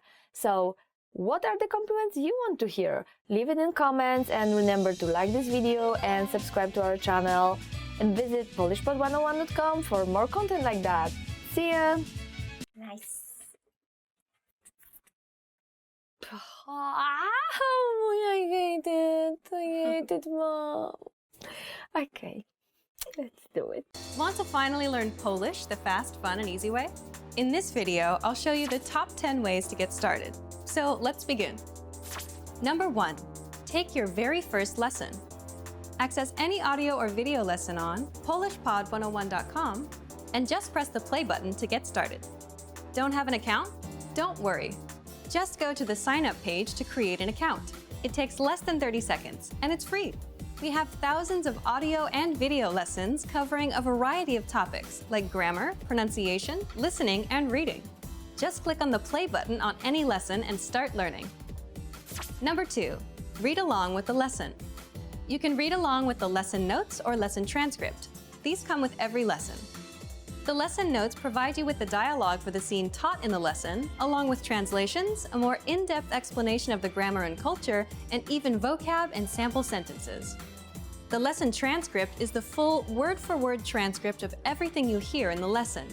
And the dialogue study tool provides you with the audio for the lesson dialogue, along with the translations. Number 3, shadowing. Shadowing is a tested learning technique where you repeat what you hear. This is a great way to start speaking in minutes and practice speaking in general. If you're listening along with the lesson audio or dialogue, be sure to shadow along the way. Number 4, use the dialogue study tool to master the conversation. Here, you get the line-by-line breakdown of the conversation demonstrated in the lesson. Listen and repeat until you've mastered each line. Do this until you've mastered the entire conversation. Number 5, use the voice recorder to perfect your pronunciation and speaking. In the dialogue study tool, you'll find a microphone icon next to each line. Click on it to record your voice. Then, compare it with the native speakers. Listen and adjust your pronunciation until you match that of the native speaker. Number 6, review vocab with the lesson vocabulary list. Vocabulary words are the building blocks of language. You can save vocab words taught in each lesson by clicking on Add to Word Bank. Want to drill the words with smart flashcards instead? Just click on Add to Flashcard Deck to do so. Number 7, listen to the review track. If you've studied an audio lesson before, just listen to the review track so that you don't have to listen through the entire lesson again. This is a great way to reinforce the material that you've learned, and it's great to have on the go. Just access any audio lesson and click on the download icon. Then click Review to download the review track. Number 8, review with quizzes after the lesson. Once you're confident enough with the material taught in the lesson, be sure to take the quiz to test your newfound knowledge. Take the review questions and answer true or false for each one. Or take the writing questions and input your answer. Remember to check the answers by clicking on the Check Answers button. Number 9, participate and leave a comment. The best way to master what you've learned is to use it. Join the community of learners by leaving a comment below at the end of every lesson. Our dedicated teachers will check your responses to correct you on any mistakes or provide you with helpful study tips and advice. And finally, number 10, move on to the next lesson. Done with a lesson? Mark the lesson as complete. You can see your overall learning progress on your dashboard. If you particularly enjoyed the lesson, mark the lesson as favorite so that you can come back to it later at any time. Click on the forward arrow to move on to the next lesson and continue learning. If you enjoyed these tips, hit the like button, share it with anyone who's trying to learn Polish, and subscribe to our channel. We release new videos every week. Remember, you can sign up to PolishPod101.com by clicking on the link in the description. Sign up takes less than 30 seconds, and it's free. I'll see you next time. Bye! Want to speak real Polish from your first lesson? Sign up for your free lifetime account at PolishPod101.com. Hello everyone, my name is Marzena. Welcome to Top Polish Words. Today we will learn 20 travel phrases you should know. So here we go. Czy mógłbym dostać mapę? Could I get a map? So imagine you are in a new place and you go to the information center and you want a map. So you will ask, can I get a map? And in Polish you will ask, czy mógłbym dostać mapę? Czy mógłbym dostać mapę? Czy mógłbym dostać mapę? Could I get a map? Or if you are a girl, you will ask, czy mogłabym dostać mapę? Czy mogłabym dostać mapę? Again, could I get a map? Czy mógłbym dostać mapę? Czy mogłabym dostać mapę? Czy mówisz po angielsku? Do you speak English? Now you're wandering around and you want to ask for the way and you see somebody and you want to ask them if they speak English. So you want to ask, do you speak English? Do you speak English? In Polish you would say, czy mówisz po angielsku? Czy mówisz po angielsku? And I guess this is the easiest way to say that, but not the nicest way, because actually mówisz, so do you speak English? It's something you will use with your friends, with somebody close to you, and for a person you don't know, it's better to say sir or ma'am. So in Polish you will say, if it's a guy, czy mówi pan po angielsku? Czy mówi pan po angielsku? And if it's a girl, czy mówi pani po angielsku? Czy mówi pani po angielsku? Czy mówi pan po angielsku? Czy mówi pani po angielsku? But if you want to do it the easy way, nobody will get angry at you. They will know that you are not so good at Polish, that you are still trying to figure stuff out, and you can easily say, czy mówisz po angielsku? Czy mówisz po angielsku? Czy jest autobus z lotniska do miasta? Is there a bus from the airport to the city? Now, imagine you just arrived and you're at the airport and you want to ask around how to get to the city center. You're looking for a bus and you want to ask, is there a bus from the airport to the city center? You can just say, czy jest autobus z lotniska do miasta? Czy jest autobus z lotniska do miasta? Is there a bus from the airport to the city? Is there a bus from the airport to the city? And I can tell you in Warsaw, yes, there is. There is also a very convenient train, by the way. Czy Wi-Fi jest darmowe? Is the Wi-Fi free? When you are traveling, you usually want to connect to the internet. And you are looking for Wi-Fi, and you are looking for a free Wi-Fi, and you want to ask if the Wi-Fi is free. You can ask in Polish, czy Wi-Fi jest darmowe? Czy Wi-Fi jest darmowe? Is the Wi-Fi free? Czy Wi-Fi jest darmowe? Actually, if you go and ask, czy Wi-Fi jest darmowe, people will not understand you. So you have to change the Wi-Fi pronunciation. Even though the word is the same, the spelling is the same, you have to change Wi-Fi to Wi-Fi. So if you're looking for a free Wi-Fi, remember you can ask, is the Wi-Fi free? Czy Wi-Fi jest darmowe? By the way, you will find it very easily everywhere, almost everywhere you will have free Wi-Fi. You are walking the street, in the city center, in almost, I think every coffee shop, actually not almost every, but every coffee shop, every hotel. basically everywhere. Czy mają Państwo wolne pokoje na dzisiaj? Do you have any vacancies tonight? Now, imagine you're looking for an accommodation and you see a hotel, you walk in and you want to ask, do you have any vacancies tonight? Do you have any vacancies tonight? In Polish, you would say, czy mają Państwo wolne pokoje na dzisiaj? Do you have vacancies tonight? Czy mają Państwo wolne pokoje na dzisiaj? Which means wolne pokoje. Wolne pokoje. If you want to translate it literally, it means free rooms, not for free, but free as a, nobody there. But this is what we say in Polish for vacancies. Czy mają Państwo wolne pokoje na dzisiaj? Czy mają Państwo wolne pokoje na dzisiaj? Do you have vacancies tonight? Czy mógłbym się przenieść do innego pokoju? Could I move to a different room?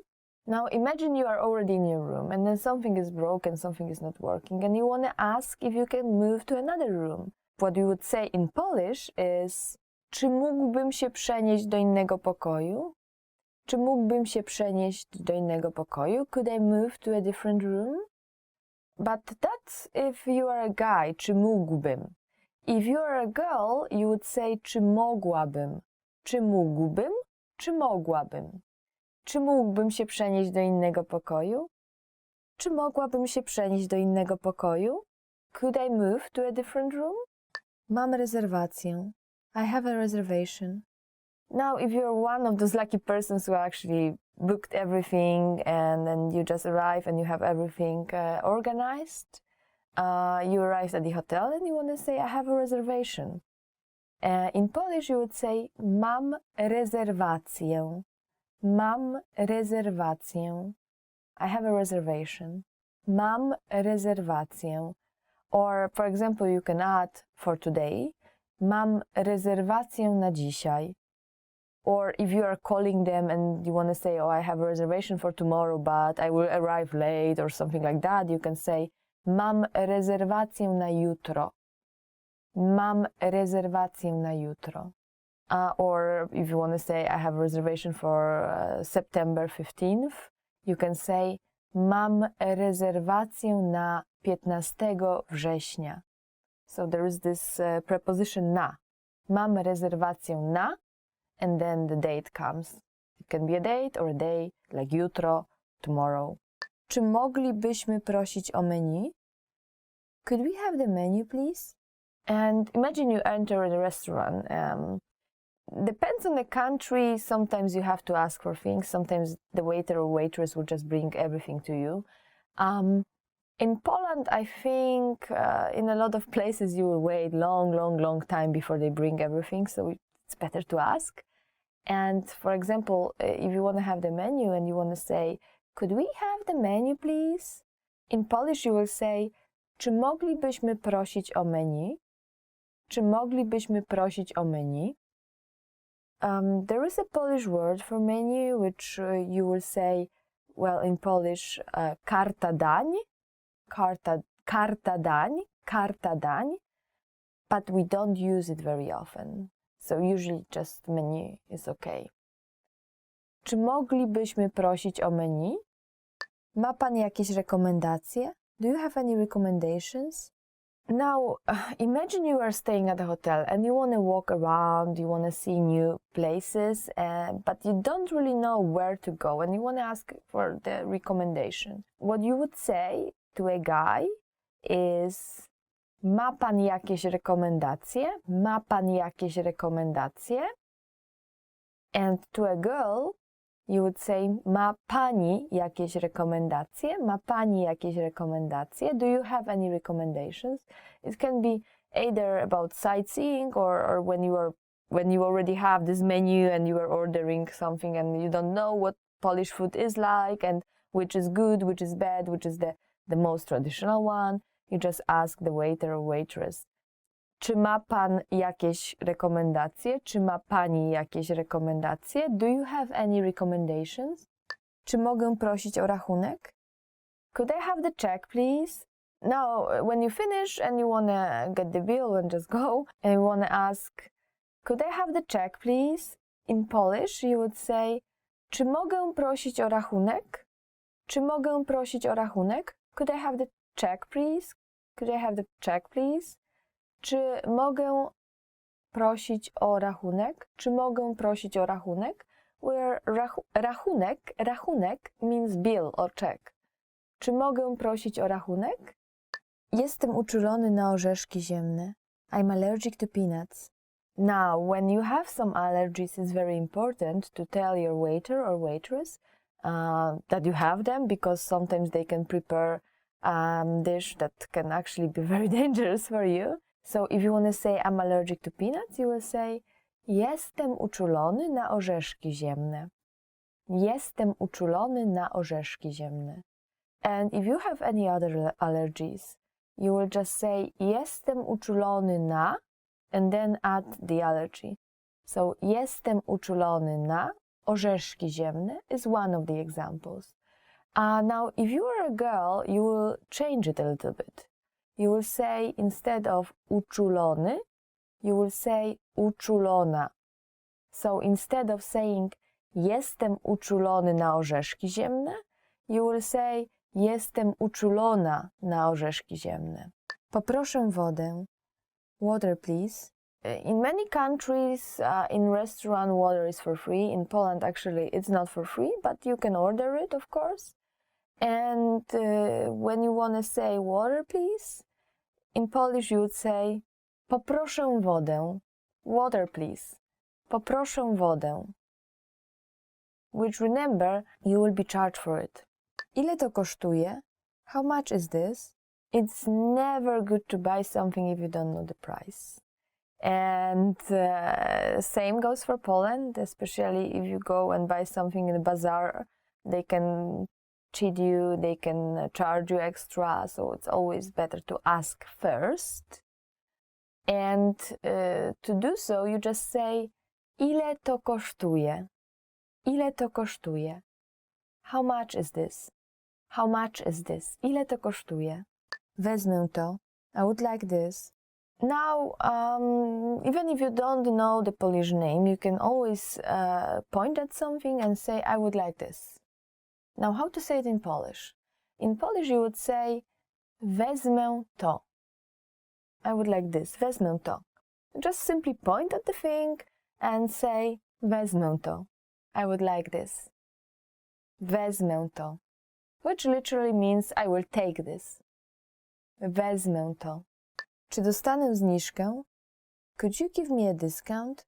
It is not so uncommon, not so unheard of to just bargain, especially when you are buying on the street, at bazaar, in a big shop, not so much. But you can always try to ask for a discount if you are buying bigger amount. So if you want to ask, could you give me a discount? In Polish you would say, czy dostanę zniżkę? Czy dostanę zniżkę? Could you give me a discount? Czy dostanę zniżkę? Czy akceptują Państwo karty kredytowe? Do you take credit cards? Now, a lot of people travels with no cash on them. It's easier, it's more efficient. Even if you lose your credit card, you can always block it, you can always probably undo some transactions. But it's also very important to ask if they actually accept credit cards in the place where you are going to. And in Poland, I think most places does, or I guess almost all places does. But it's also a good practice to just ask about it. And if you want to say, do you take credit card? Do you take credit card? In Polish would be, czy akceptują Państwo karty kredytowe? Czy akceptują Państwo karty kredytowe? Czy akceptują Państwo karty kredytowe? Do you take credit card? Przepraszam, gdzie jest stacja kolejowa? Excuse me, where is the train station? And if you are walking around the street and you want to find the train station, let's say, or anything else, you can use the same sentence actually to anything else. You can stop somebody saying przepraszam, which is something like excuse me, and then adding gdzie jest stacja kolejowa? Przepraszam, gdzie jest stacja kolejowa? Which in English would mean, excuse me, where is the train station? Przepraszam, gdzie jest stacja kolejowa? Excuse me, where is the train station? Przepraszam, ile kosztuje bilet? Excuse me, how much is the ticket? So you just say, excuse me, how much is the ticket? In Polish you would say, przepraszam, ile kosztuje bilet? Przepraszam, ile kosztuje bilet? Excuse me, how much is the ticket? And of course, it can be an entrance ticket as well, or a train ticket. And if it's a train ticket from place A to place B, you can ask, przepraszam, ile kosztuje bilet do? And then add the name of your destination. For example, przepraszam, ile kosztuje bilet do Krakowa? Przepraszam, ile kosztuje bilet do Warszawy? Przepraszam, ile kosztuje bilet do Opola? Przepraszam, ile kosztuje bilet do Wrocławia? And so on, and so on. Czy mógłby pan zrobić mi zdjęcie? Could you take a picture of me, please? Traveling alone is a great thing, but if you want to take a picture, well, you can take a selfie and you can use the selfie stick, but it's not always so great. So sometimes it's better to just stop somebody and ask, could you take a picture of me, please? Which in Polish you would say, czy mógłby pan zrobić mi zdjęcie? Czy mógłby pan zrobić mi zdjęcie? If the person you ask is a guy. But if it's a girl, you would say, czy mogłaby pani zrobić mi zdjęcie? Czy mogłaby pani zrobić mi zdjęcie? Czy ten autobus jedzie na lotnisko? Is this the right bus for the airport? Now imagine you are going to the airport and you see a bus, but you are not sure if it's going to the airport. So what would you ask in Polish? Czy ten autobus jedzie na lotnisko? Czy ten autobus jedzie na lotnisko? Is this the right bus for the airport? Czy ten autobus jedzie na lotnisko?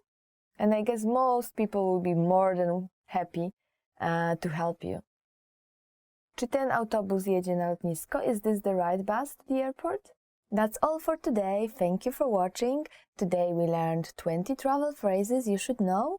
Are there any other travel phrases you want to know? Please leave us a comment. Remember to like this video, subscribe to our channel, and go to polishpod101.com for more content like that.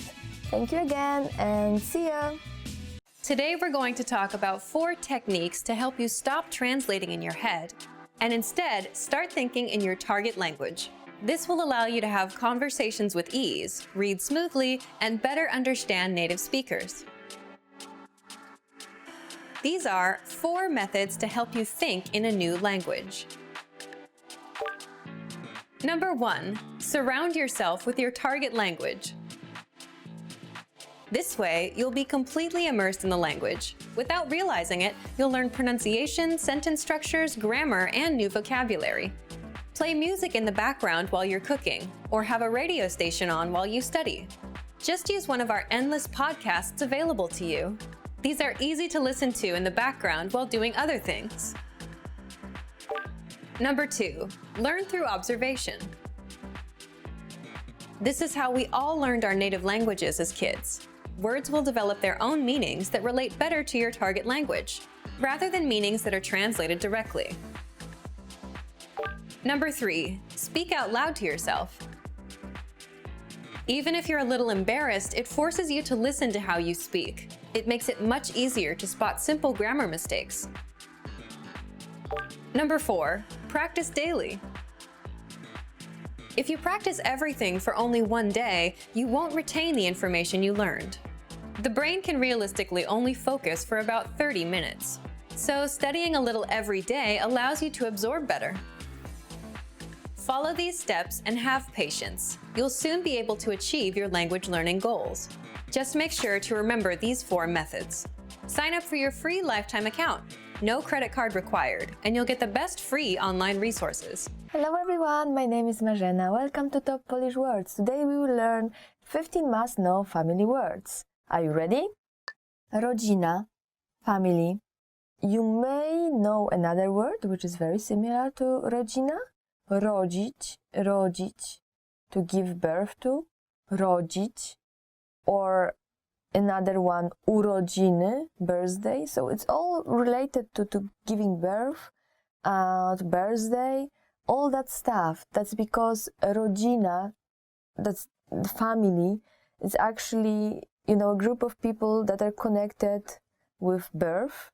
That's why rodzina, very similar to rodzić, rodzina, family. For example, you can say, masz bardzo dużą rodzinę, masz bardzo dużą rodzinę. You have a very large family. Masz bardzo dużą rodzinę. And having a large family in Poland is actually pretty common, having 2, 3, 4 kids. My aunt has like 3 daughters, 3 sons, 6 kids total. I myself, I'm an only child, but I guess it is very common to have at least 2 kids in Poland. Ojciec, father. Mój ojciec jest architektem. My father is an architect, which is actually true about my father. Mój ojciec jest architektem. In some languages, you have different words for father when you use it with others, and then when you use it with your dad, and so on. In Poland, no, not really ojciec. To your dad, you probably wouldn't say ojciec or ojcze. You will say, so you wouldn't say father, you will say dad, and dad in Polish it's tato, tato, tato, easy, so kids can pronounce it too, tato. Mąż, husband. For example, you can say, podobno jej mąż jest policjantem. Podobno jej mąż jest policjantem. Apparently her husband is a police officer. Podobno jej mąż jest policjantem. Syn, son. So usually you will say syn, but if it's a small kid, you will rather use synek. So for smaller kids, synek. And you can, for example, say, mój synek ma już 10 lat. Mój synek ma już 10 lat. My son is already 10 years old. Brat, brother. So for example, if you have only one brother, you can say, mam jednego starszego brata. Mam jednego starszego brata. I have one older brother. Family in Poland is very important, and of course, so is your brother or your sister. And well, I myself, I don't have any, but I know that people get really attached to their siblings, and they visit them often, they talk very often. So in some countries it's not so common, but in Poland, yes, it is. Wujek, uncle. You can say, for example, wujek już z nami nie mieszka. Uncle doesn't live with us anymore. Funny thing about Polish uncles and aunts as well. So basically everybody around you is an uncle or an aunt. So for example, if my friend has a baby, she will refer to me, because we are friends, as an aunt. And for example, she will refer to my boyfriend as an uncle. And even though we are not really aunt and uncle, because that's the way it is in Poland. So every kid in Poland has like 100 aunts and 100 uncles. It's just the way we are keeping it a very, very big family. Dziadek, grandfather. For example, if you do something stupid, you can probably hear your mom or your grandma saying, co by na to twój dziadek powiedział?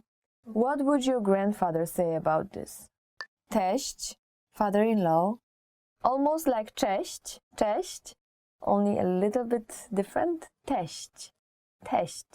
So if you are the lucky one, you can say, mój teść nie jest taki najgorszy. My father-in-law is not so bad. Mój teść nie jest taki najgorszy. Matka, mother. But same as father, you will not say to your mom, mother. You will not say matka. They can feel offended even. You will say mama. So when you are asking something, you can say, Mamo, możemy iść jutro do zoo? Mom, can we go to zoo tomorrow? Córka, daughter. And similar as syn or son, when he is little, you say synek. And for córka, you say córeczka, córeczka. You can, for example, say mam dwie córeczki, which basically means I have two daughters. Siostra, sister. Moja siostra pracuje w urzędzie miejskim. My sister works at the town hall. Żona, wife. So you probably know the word ona, ona, she, ona. So just add ż, żona. Ona, żona, żona, żona. And you can ask, for example, gdzie jest twoja żona? Where is your wife? Teściowa, mother-in-law. So father-in-law was once again teść. And here we've got mother-in-law, which is teściowa. Jutro jedziemy do teściowej. We are going tomorrow to visit the mother-in-law. And that can be very scary jutro. Jutro jedziemy do teściowej. We are going tomorrow to visit the mother-in-law. Babcia, grandmother, or grandpa will be dziadek as well. And grandmother or grandma is babcia, babcia. And Polish grandmothers, oh my God, they can cook you like the whole fridge and you will get stuffed and then you won't be able to walk anymore and then she will be asking, oh, are you okay? You sure you don't want any more? Like I have like this and this and this and then help yourself with this. And 5 minutes later she will be serving you another meal. That's basically what usually happens every single Polish house. For example, you can say, moja babcia skończyła wczoraj 80 lat. My grandma turned 80 yesterday. Ciocia, aunt. And as I already said, every single female around your kid will be this kid's ciocia. So, like my friend, he has a 4 years old daughter, and she knows that I'm her ciocia. Although I'm not a ciocia at all. Like we basically have known each other for like maybe only 4 years. Doesn't matter. We don't have any relationship, anything. But I'm her ciocia because that's what we usually do. We call everybody around ciocia or wujek. And for example, you can say, ciocia cię bardzo kocha. Auntie loves you very much. Okay, that's all for today. Thank you for watching. Today we learned 15 must-know family words. How large is your family? Please leave us a comment. Remember to like this video, subscribe to our channel, and go to polishpod101.com for more videos like this. See ya! Hello everybody! Welcome to Top Polish Words. My name is Marzena and today we learn top 10 phrases tourists should never use. So here we go. To jest obrzydliwe. That's disgusting. To jest obrzydliwe. To jest obrzydliwe. To jest obrzydliwe means it's disgusting. And I guess you would never like anybody to say that about your, for example, traditional food. So I never met anybody who would say something like that about Polish food or Polish traditions, or at least not into my face, but I will feel very bad if somebody did.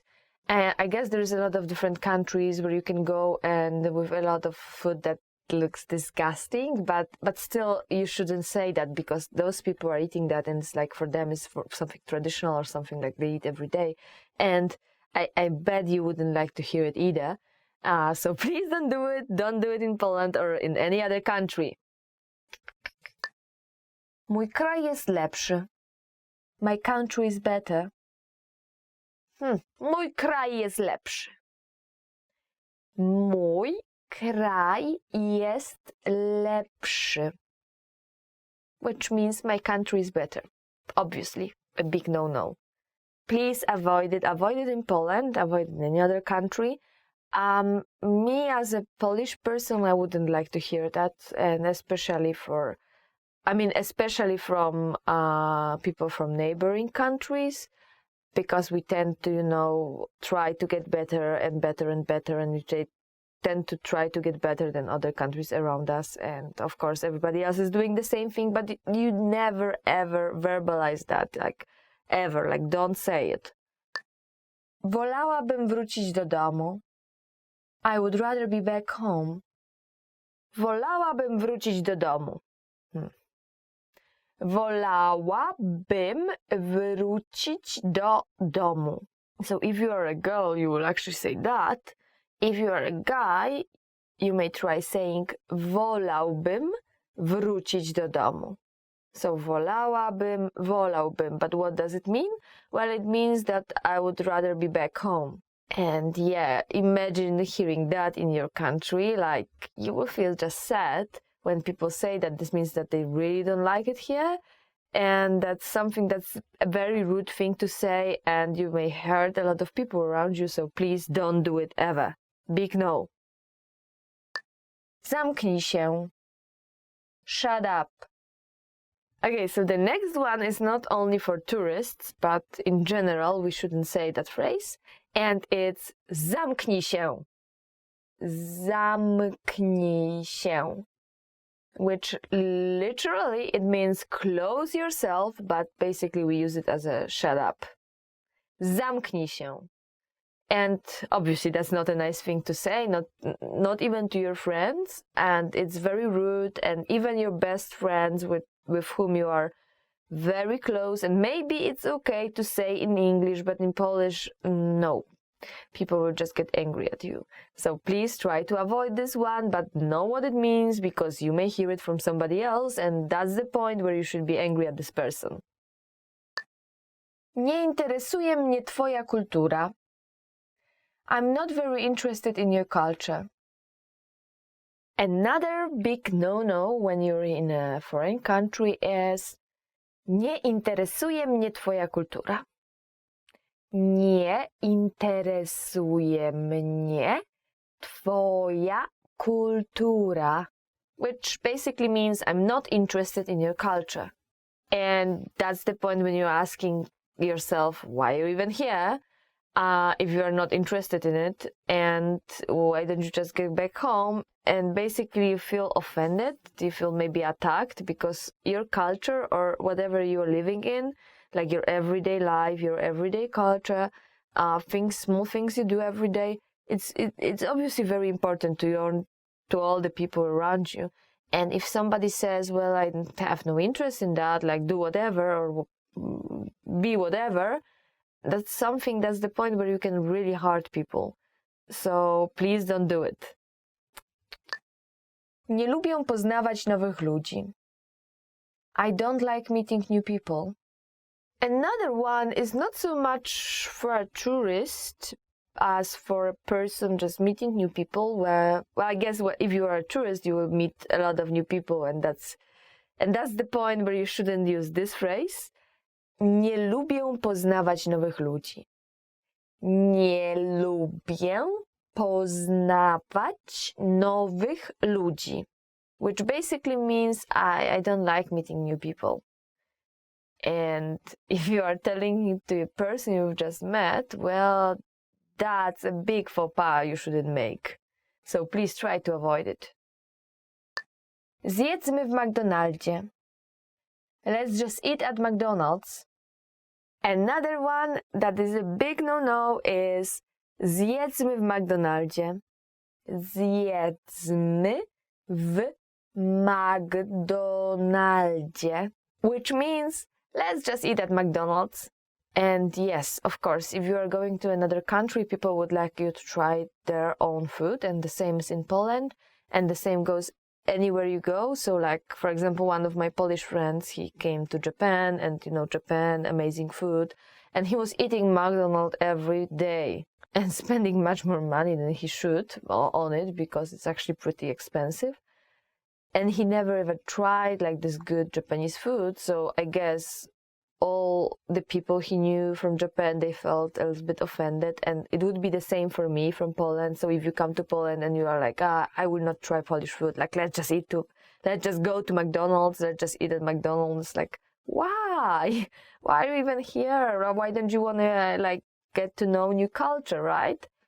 So please try to avoid this. Nudy, boring. Nudy. Nudy or nudy means boring. And that's something you don't want to say, not even like as a tourist, but as a friend, or if you go to Polish home, or I mean Polish house, or whenever you talk to Polish people, you are sitting around anybody who can understand Polish, and you say like, oh, it's so boring, nudy. No, that's something you don't want to do, ever. And that's goes the same in any other language, I guess, and not even if you're a tourist, but if you're like in your own country and just speaking with somebody who speaks Polish, please don't do this. Not good. To smakuje okropnie. This tastes awful. To smakuje okropnie. To smakuje okropnie.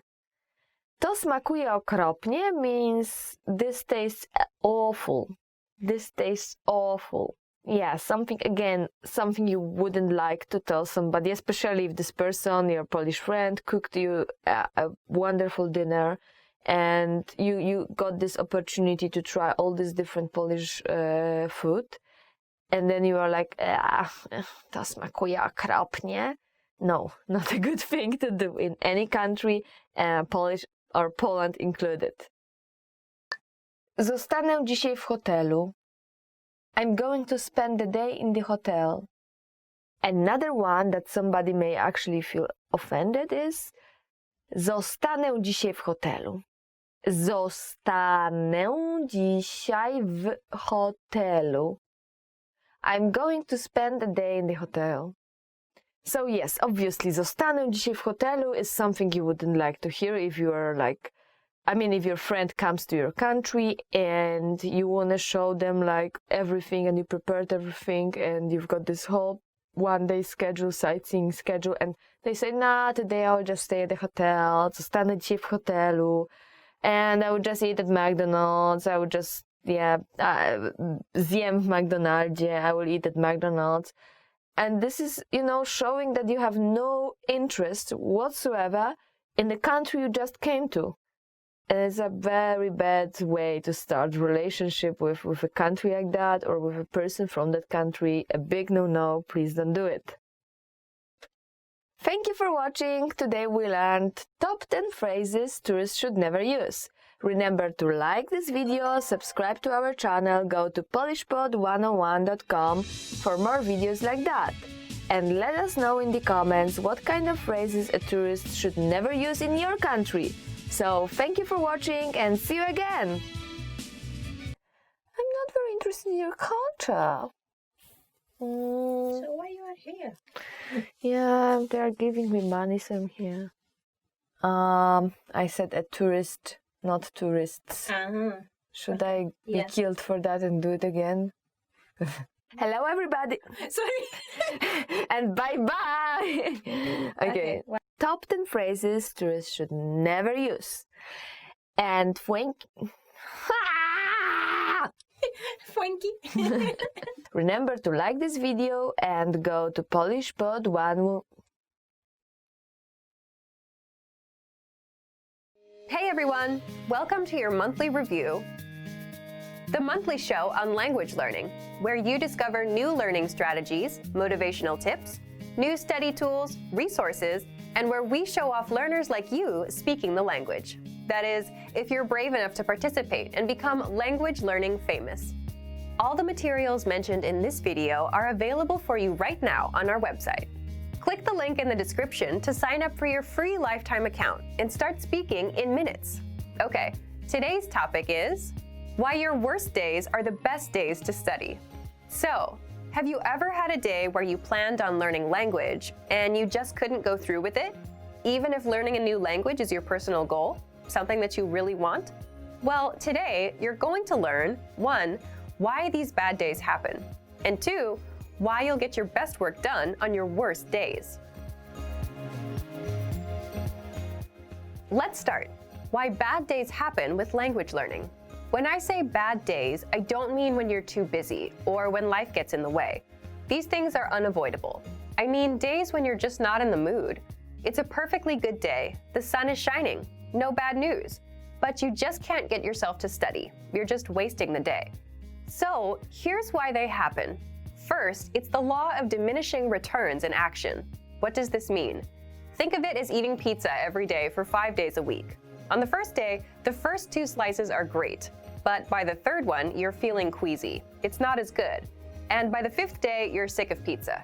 That's the law of diminishing returns, when the benefits start decreasing over time. And it happens with language learning. When you first start, you learn a lot of phrases and it feels good. You're excited. But as time goes on, you don't feel like you're learning much. And this affects your mood and motivation, so you're not as excited to learn anymore. So you start having bad days. Second, bad days happen because you overthink things and ruin it for yourself. It's like dreading going to the gym. Let's say you went yesterday. You have to go again today. So you're dreading it all day long. I gotta go again. You set yourself up for a bad mood and a bad day. Third, bad days are a natural part of the cycle. Some days will be good. Most days you'll feel indifferent. Some days will be bad. But that's completely natural, and anyone with long-term projects and goals feels the same. And fourth, you can't be on 100% of the time. So just like days can't always be good, you too can't always be on and ready to go all the time. Again, just a realistic and expected part of the journey. Now, let's jump into the second part. Why you'll get your best work done on your worst days. So, why will you get your best work done? First, it's not that bad once you start. Once you've spent 10 or 15 minutes learning a language, it's not so bad. People say the same thing about the gym. If you show up and put in a bit of time, it gets easier. Second, it's overcoming a mental barrier. What I mean is, when most of us have bad days, our brain automatically says, okay, can't be done today. Stop, we're done. But if you just work through it, you don't take these bad days so seriously anymore. And that means you're more likely to stick with your language learning goal. This brings us to the next point. Third, it's your best work because working on a bad day only strengthens your habit of language learning. Remember, habits are what will help you master a language over time. If you can stick to a habit on a bad day, your habit only gets stronger, and it will lead you to fluency.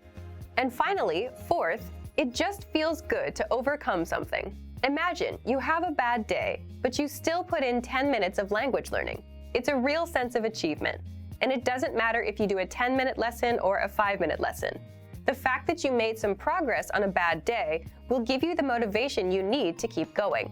Now, speaking of lessons, here are this month's new lessons and resources. First, the Best of 2018 Language Learning Cheat Sheets. If you want to get access to all of our conversation cheat sheets that we sent out this year, here's your chance. Download this PDF bundle right now. Next, the brand new Supermarket Cheat Sheet. With this cheat sheet, you'll learn must-know shopping phrases and vocab for meats, vegetables, and all products that you'll find in a supermarket. And finally, the most common adjectives. If you're a beginner and don't yet know these adjectives, then this is a perfect chance to boost your vocabulary. This 1-minute lesson will get them stuck in your head, guaranteed. To get these free lessons and resources, just click the link in the description below. All right, everyone. Now we're asking you to submit a video or audio file of yourself speaking the language. If you do, you'll win 3 free months of access to our learning program, which includes your very own teacher. Here's the challenge for you. Yes, everyone watching this. Record a 30-second to 1-minute video or audio clip. Introduce yourself in the language. Share your name, where you're from, and why you're studying this language. And you'll win a 3-month Premium Plus subscription. To submit, click on the link in the description. Sign up for your free lifetime account. Then, fill out the form. Attach the audio or video file, and press submit. We may feature you in next month's episode. So a lot of learners will see you and your progress, and will hopefully get inspired to improve and master the language. To submit a recording, click the link in the description and follow the instructions on the page.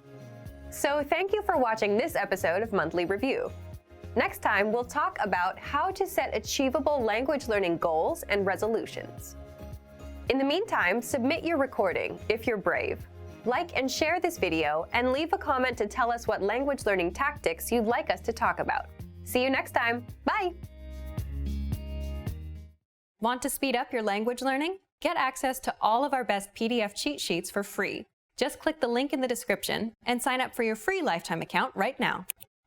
Great work! Here's a reward. Speed up your language learning with our PDF lessons. Get all of our best PDF cheat sheets and ebooks for free.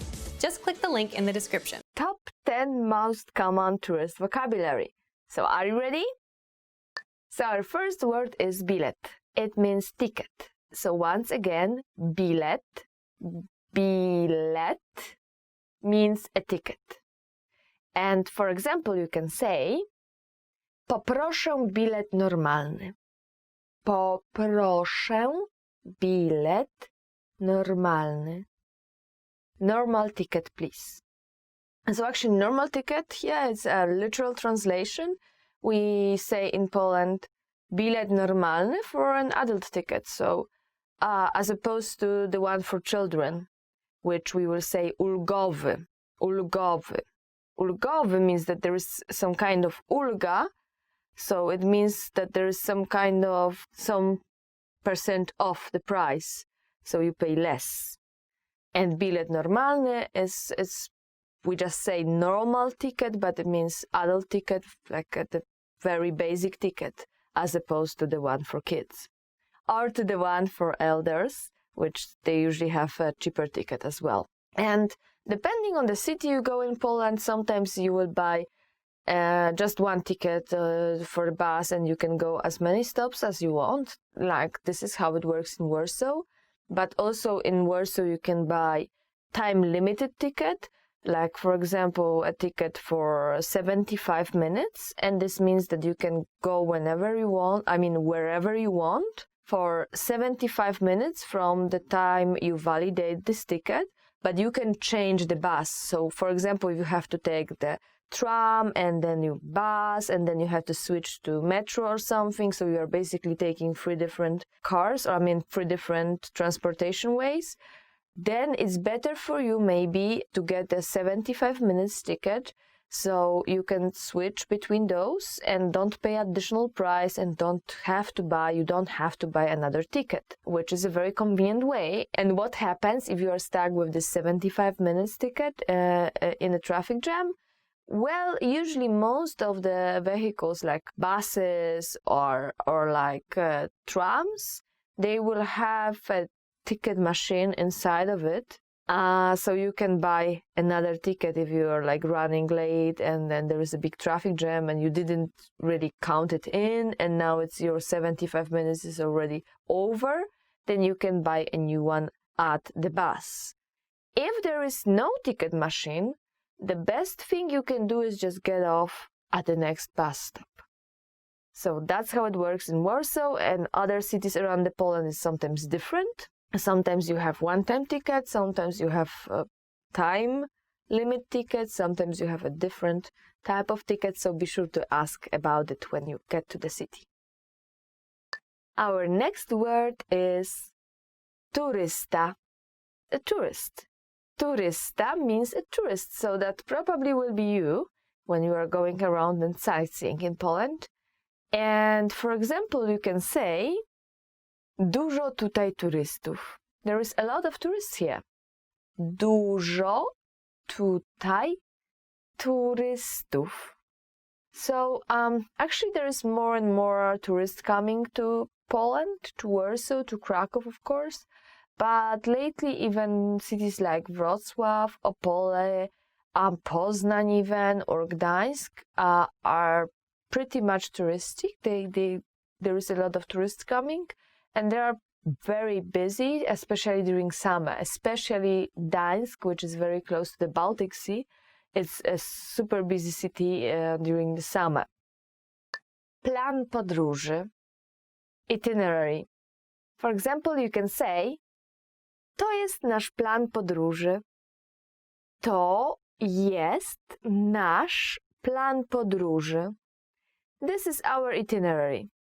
And of course, it's good to make your plan podróży before you come to Poland. And I would advise you to stay for about a week or so to see as much as you can, because coming for a shorter period of time, like 3 days or 2 days, it can be okay, but you will probably not enjoy it so much. So at least, I would say at least 1 week, if not more, because Poland is a big country. and there is a lot of places you can travel to, you can travel around.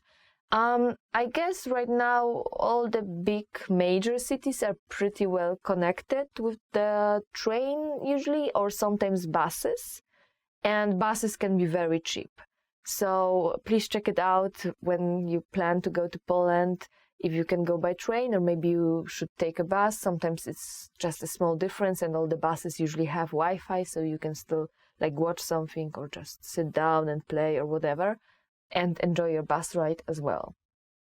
Przewodnik, the guidebook.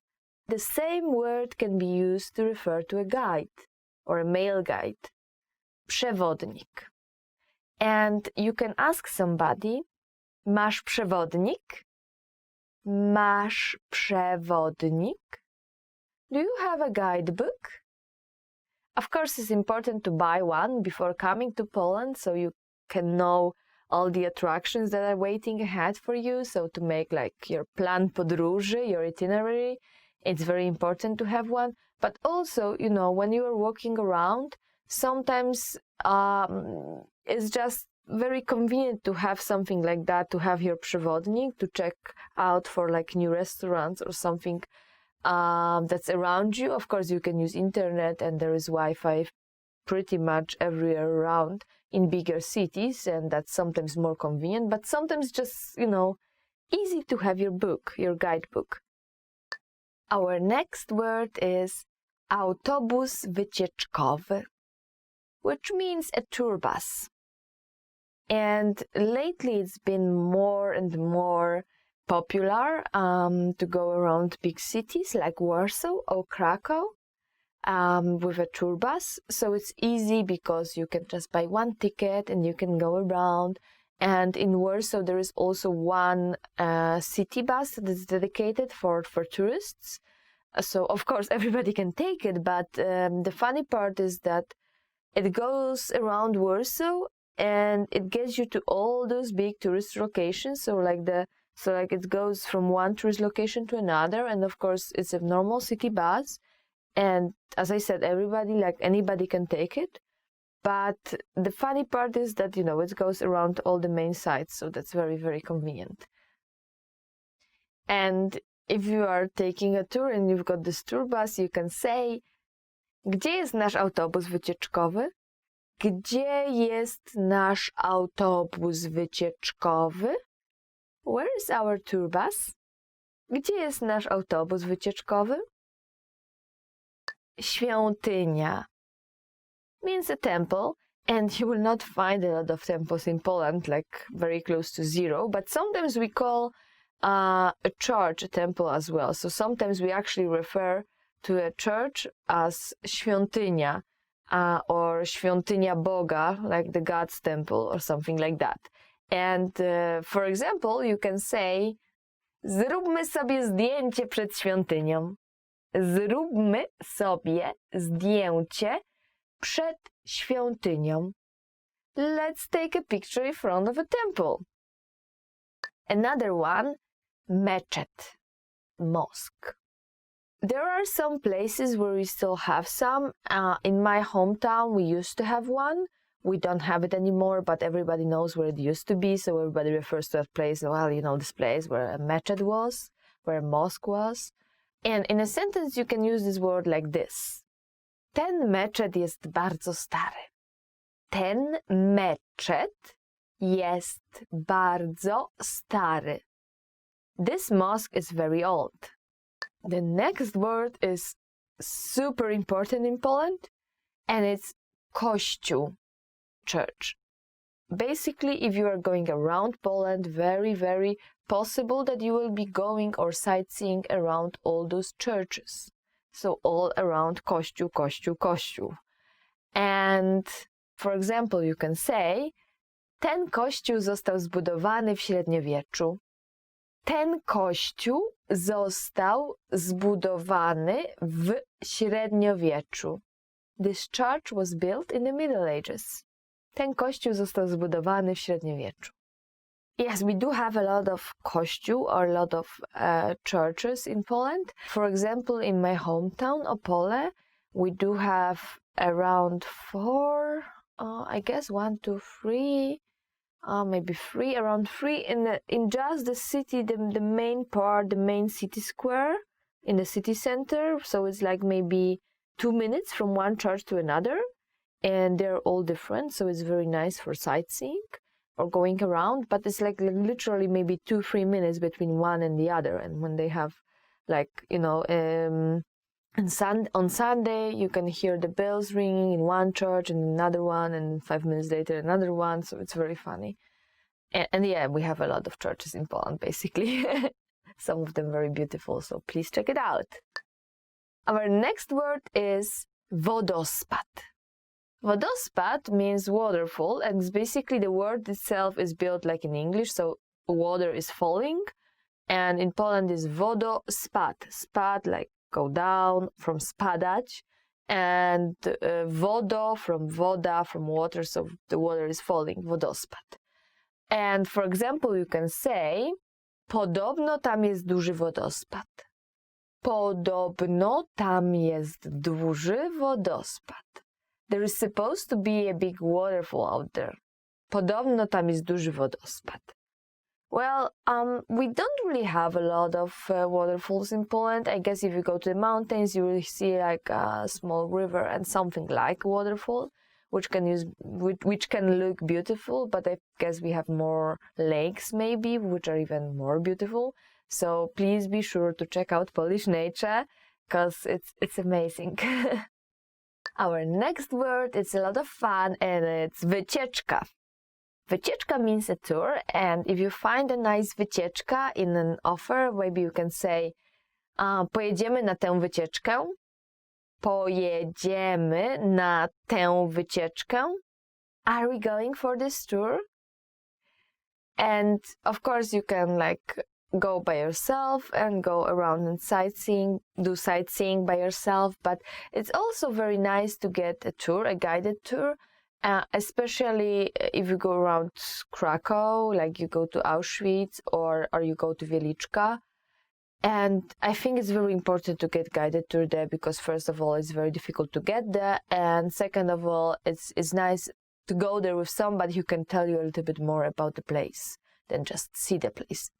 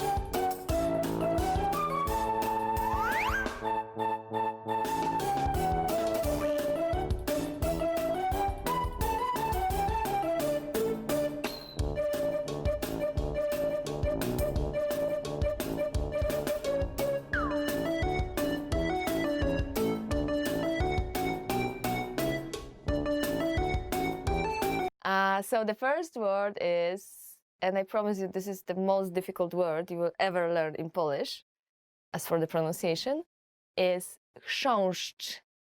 I will just say it again. Chrząszcz, which means beetle. Yeah, so we use it a lot for tongue twisters. Like, for example, a very famous one is chrząszcz brzmi w Szczecinie, w Szczebrzeszynie, which means beetle sounds in the reeds in a town called Szczebrzeszyn, which makes it even more difficult to say. Chrząszcz brzmi w Szczecinie, w Szczebrzeszynie. Ah, yeah, that was correct. Lubić. Lubić means just to like something. So whenever you're asking somebody, what do you like? Or you want to say, I like this, you would use this verb. Of course, change it depending on the person. For example, you can say, lubisz lody? Do you like ice cream? which basically means hello. And for example, if you meet your friend, you can say, cześć, jak się masz? Hi, hello. Hi, how are you? Cześć, jak się masz? Just be prepared to hear the very, very long answer for the part, how are you? Mówić. So when you translate it to English, it just means to say. You can get angry at somebody. Nie mów takich rzeczy, which means don't say such things. Kochać. That one is very good for Valentine's Day. So kochać means to love. And for example, you love your sweetheart, but sometimes you don't really understand this person. So you can say like, kocham cię, ale czasem cię nie rozumiem. Which means I love you, but sometimes I don't understand you. Słyszeć.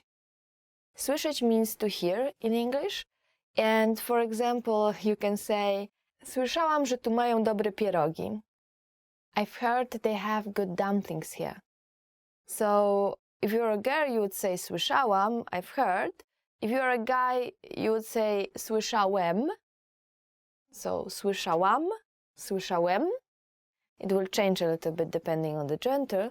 You can basically take this sentence and put something different at the end and use it as a kind of set phrase. Słyszałem, że, słyszałam, że. Niespodzianka. Niespodzianka means a surprise, and this noun is actually very, very funny because it comes from two different words. So nie, which is basically a negation, means no, and spodzianka, it's from spodziewać się, which means to expect something. So it's like not expecting something or something that is not expected, which basically gives you a surprise. For example, imagine that you are in this long-distance relationship with your girlfriend, and then she doesn't say anything and she just comes to you with no notice, and you open the door and you're very surprised to see her there, and then you say, a to mi zrobiłaś niespodziankę. Oh, you sure surprised me. Wiedzieć. Wiedzieć is translated to English as to know, and it is a little bit tricky verb because people often confuse it with another verb, znać. And both actually are translated as to know into English. So for example, you can say, nic nie wiem. I do not know anything. Nic nie wiem. I do not know anything. So the next word is spać, which means to sleep. And for example, when you meet your friend in the morning and you want to ask, like, did you sleep well? In Polish, we would say, wyspałaś się, if that's a girl, or wyspałeś się, if that's a guy. I know that this wyspałaś się doesn't really sound like spać because we attach wy in front of it, but it actually is the same verb. Again, for a girl, you can say wyspałaś się, did you sleep well? Or for a guy, wyspałeś się, przyjść, to come. For example, you are at the party and you want to know who is coming. So you ask your friend, who is the organizer, kto przyjdzie na przyjęcie? Who is coming to the party? Okay, so the next word is szczęśliwy, which basically means happy. Well, let's go back to this Valentine's Day, and when you are with your sweetheart and you want to say how happy you are with him, you can say, jestem z tobą bardzo szczęśliwa, which means I'm very happy with you. And this is something that a girl would say. If you're a guy, you just have to change this last part. Szczęśliwa, szczęśliwy, patrzeć, which means to look. So, for example, you can say when you saw something weird and you want to show it to your friend, or something interesting, popatrz tam, look there, zdrowy. Zdrowy means healthy, and there's this very common Polish saying that you can use. It's w zdrowym ciele, zdrowy duch, which means in a healthy body, a healthy mind. Dać. Dać means to give. So when you go out and you meet this nice guy or a cute girl and you want to ask them for their email address, you'd ask them using dać. dasz mi swój e-mail? Will you give me your email address? Życzenia później. And it means see you later. When you are going back home, you want to say bye to your friends, coworkers, classmates, or anybody else, you can say, no to do zobaczenia później. Well, see you later. Znaleźć. Znaleźć means to find. Imagine your friend brought you a nice dress and which you are going to wear at a party, but you don't really like it. It doesn't sit you well, and you want to ask her to find you something better. So you can say, może uda się znaleźć coś lepszego, which means maybe we can find something better. Przepraszam means I'm sorry. Zapytać. Zapytać means to ask. Sometimes when you want to ask for something which is very difficult to ask for, and, you know, just to be nice, you want to say like, can I ask you something? In Polish you can say, czy mogę cię o coś zapytać? Or you can even ask, excuse me, can I ask you something? Przepraszam, czy mogę cię o coś zapytać? Gdzie jest toaleta? Which means, where's the toilet? So, gdzie means actually where. Jest means be or to be, and toaleta is toilet. So, gdzie jest toaleta means where is the toilet. So, if you are in a shopping mall or in a restaurant and you want to ask, excuse me, where is the toilet, you will say, przepraszam, gdzie jest toaleta? Wejść. Wejść means to enter or to come in. Well, when your friends visits you and you want to just say, please come in, please, or just, you know, can say, wejdź proszę, which means literally come in, please. Ile to kosztuje means how much is this? When you go to a shop, you will say, przepraszam, ile to kosztuje? So, excuse me, how much is this? Przepraszam, ile to kosztuje? Próbować. Próbować means to try. Let's say your friend is visiting and you made this wonderful food, amazing dishes, and you want him or her to try it. You can invite them saying, spróbuj to, which means try it, pomocy. This means help, and I hope you will not have to use this one anytime soon. But if you're ever in danger, if you ever in a like very dangerous situation, which I hope you will not be in Poland, you can use this one. You saying pomocy, zadzwonić. So zadzwonić means to call. And let's say somebody calls you and you cannot really talk right now, so you want to say, okay, I will call you back later. You just say, zadzwonię potem. I will call later. I can't speak Polish very well. Nie potrafię means I can't. Mówić means to speak. And then po polsku means in Polish. So nie potrafię mówić po polsku.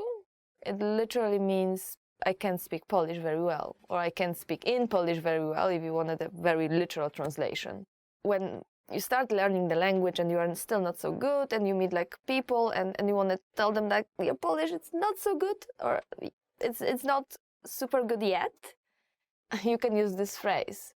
Nie potrafię dobrze mówić po polsku. Are your top 10 language learning goals for the year? So here we go. Skończę survival phrases na polishpod101.com słuchając 2 lekcji dziennie. I will finish survival phrases series on polishpod101.com by listening to 2 lessons a day. Skończę survival phrases na polishpod101.com słuchając 2 lekcji dziennie, which means I will finish survival phrases series on polishpod101.com by listening to 2 lessons a day. To set yourself a realistic goal, and then when you can actually measure what you did, and every day you listen just to 2 lessons, it's roughly maybe 20, 25, 30 minutes. If you want to review, it can be up to 1 hour, but it's very easy to do. So I would say, like, set yourself realistic goals and you know, give yourself feedback and challenge yourself and try to do little by little, you know, baby steps every day. And this is something that will leads you to success in language learning. Skończę książkę po polsku czytając 10 stron dziennie. I will finish reading one Polish book by reading 10 pages a day. Skończę książkę po polsku czytając 10 stron dziennie. Will finish, which means I will finish reading one Polish book by reading 10 pages a day. 10 pages a day doesn't seem like a big challenge, right? Yet, it's really possible to finish even the longest book by just doing that, just 10 pages a day. When you are choosing a book, remember about one very important thing. Don't choose book that is too difficult for you. So choose book where you can read it without actually looking up words in the dictionary. What I mean is that if you spend more time looking for words in dictionary than reading the book, the whole fun is not there. That's one thing. This is not helping you to learn. So that's one very important rule. Choose book that is at your level and then just try to read 10 pages a day. And maybe one day you'll say, oh, 15 or oh, 20 because it's so interesting. So just remember, choose interesting book, not too high level, and read at least 10 pages a day. And that's something everybody can do. Good luck! Zdam test z polskiego. I will pass my Polish test. Zdam test z polskiego, which means I will pass my Polish test. So maybe you are on vacation in Poland and you are taking some kind of Polish language course, and there's a lot of courses offered all around the Poland, a very nice way to spend your vacation as well. And then, you know, of course it's nice to take different kind of courses, but then, you know, you've got some kind of Polish certificate or Polish test, and that's a good goal to set for yourself. And once you do it, once you pass it, it's like, oh, this kind of feeling of achievement that makes you happier about yourself and makes you, you know, you wanna do more, you wanna try more. Yeah, it's a good goal for your language learning, and you can study with polishpod101.com materials and prepare yourself for a Polish, for example, certificate course. So good luck! Zrozumiem w pełni jeden polski film, oglądając go codziennie. I will fully understand one Polish movie by watching it every day. Zrozumiem w pełni jeden polski film, oglądając go codziennie. Which means I will fully understand one Polish movie by watching it every day. And don't be, you know, too hard on yourself, even if you don't understand it fully. It's okay.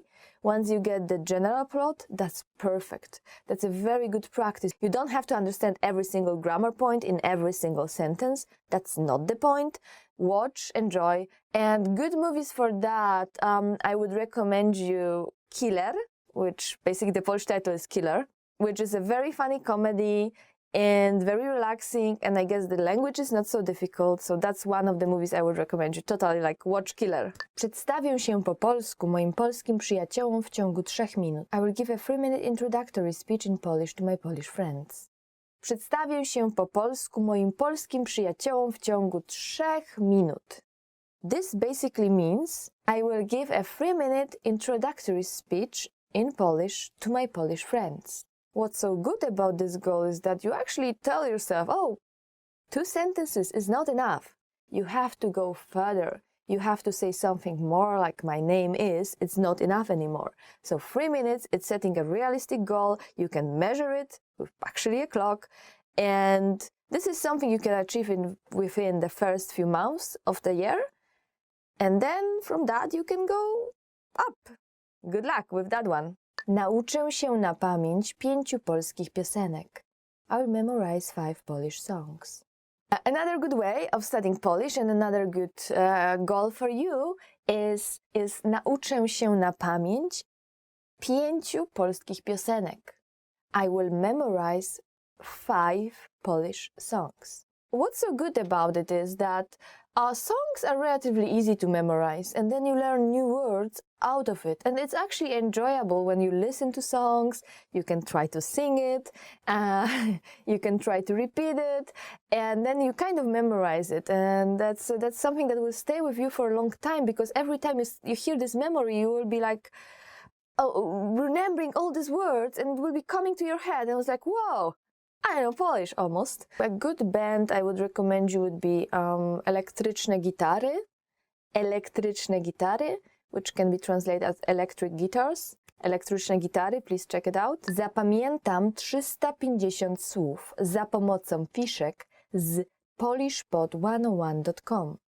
I will finish memorizing 350 words with flashcards on polishpod101.com.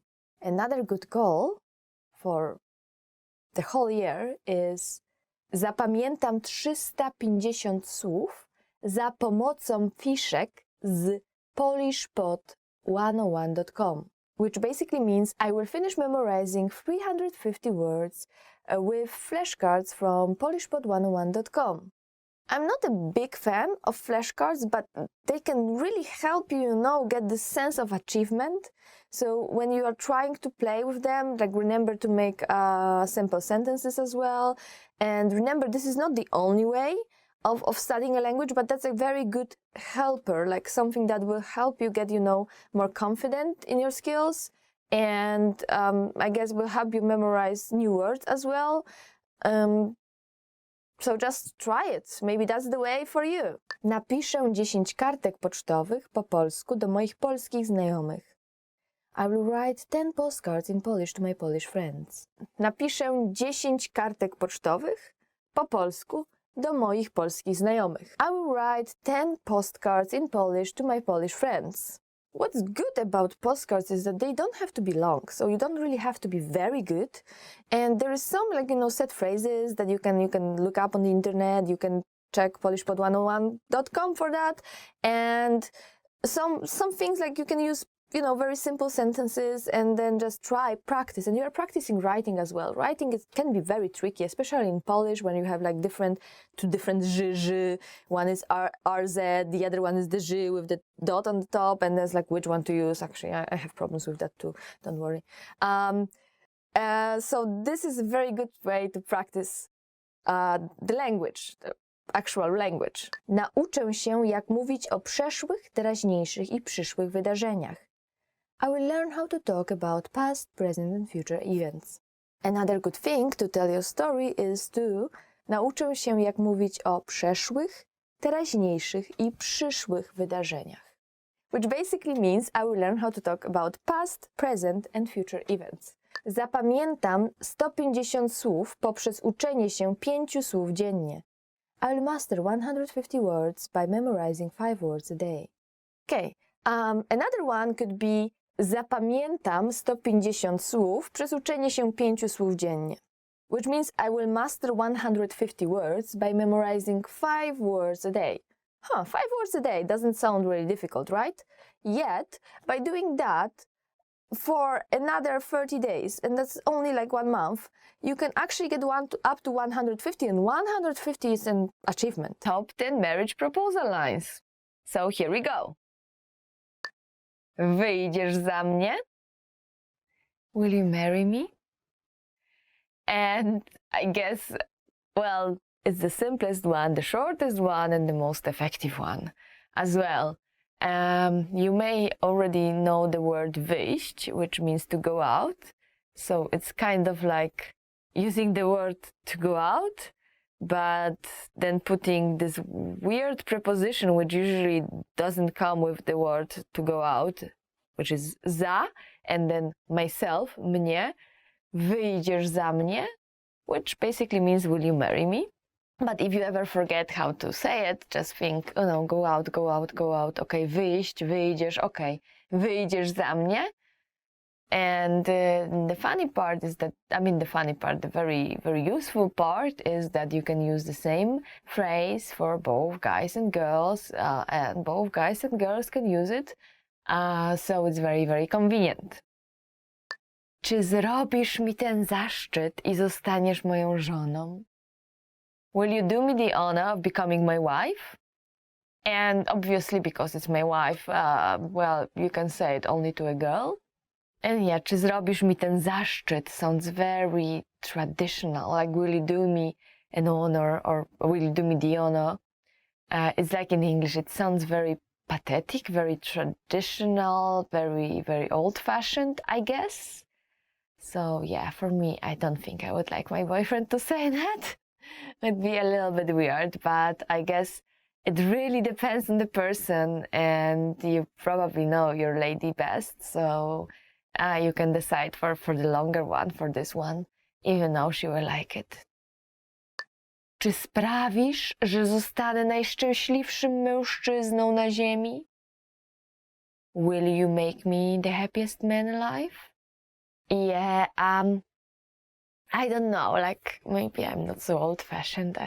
It's not something I would like to hear, but I've been never dreaming of this white dress and marriage and stuff like that, while my friends were, and they already married, and they already have kids, and they already have their own households, and I'm not married, and I don't have any kids, and I don't have my own house, and I'm not even looking for that, to be honest. So I guess if you're more like old-fashioned, traditional household style, then you will go for the longer one. If you're like me, you would just go for the shortened one, and then maybe think of very nice way to say it, very nice praise to say it, and so on. So our next phrase is czekałem na ciebie całe życie.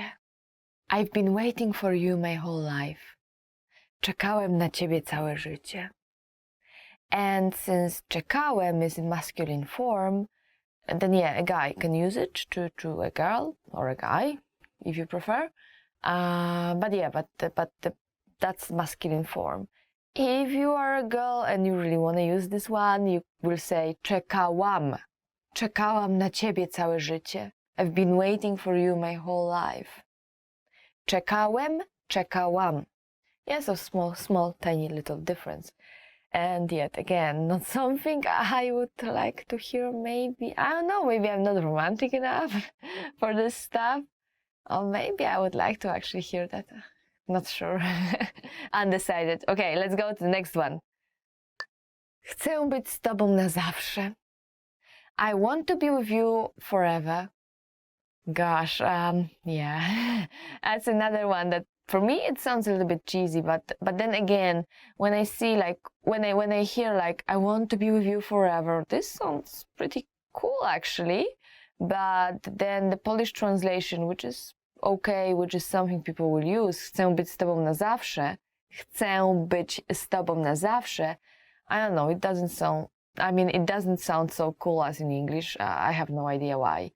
It's just it. But yeah, I mean, it really depends on the person, right? Spędźmy ze sobą resztę życia. Let's spend the rest of our lives together. Oh, wow, we are getting more and more romantic. And this one you can use for a guy, and you can use it for a girl, and you can use it if you're a guy or if you're a girl. So it's very, very convenient, because you don't have to change any forms. Spędźmy ze sobą resztę życia. It's all about us. Doesn't matter if you are guys, girls, guy and girl, and which way around.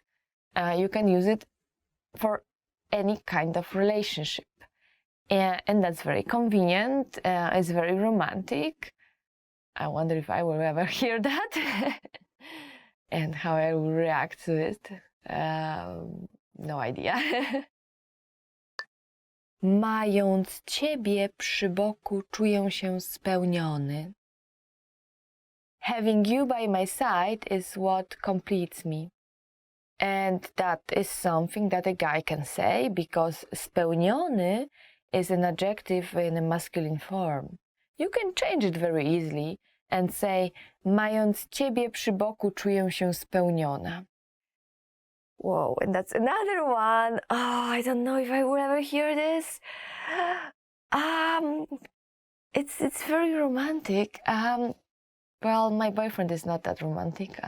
Probably never ever. But yeah, I guess it would be nice to hear something like that once in a while, or once in a lifetime, or any time. Nie mogę sobie wyobrazić życia bez ciebie. I can't imagine my life without you in it. And this is another convenient one, because again, you don't have to change anything. You can use it to anyone, and you can use it as a girl, you can use it as a guy. So that's very good. That's not happening very often in Polish, so please use it.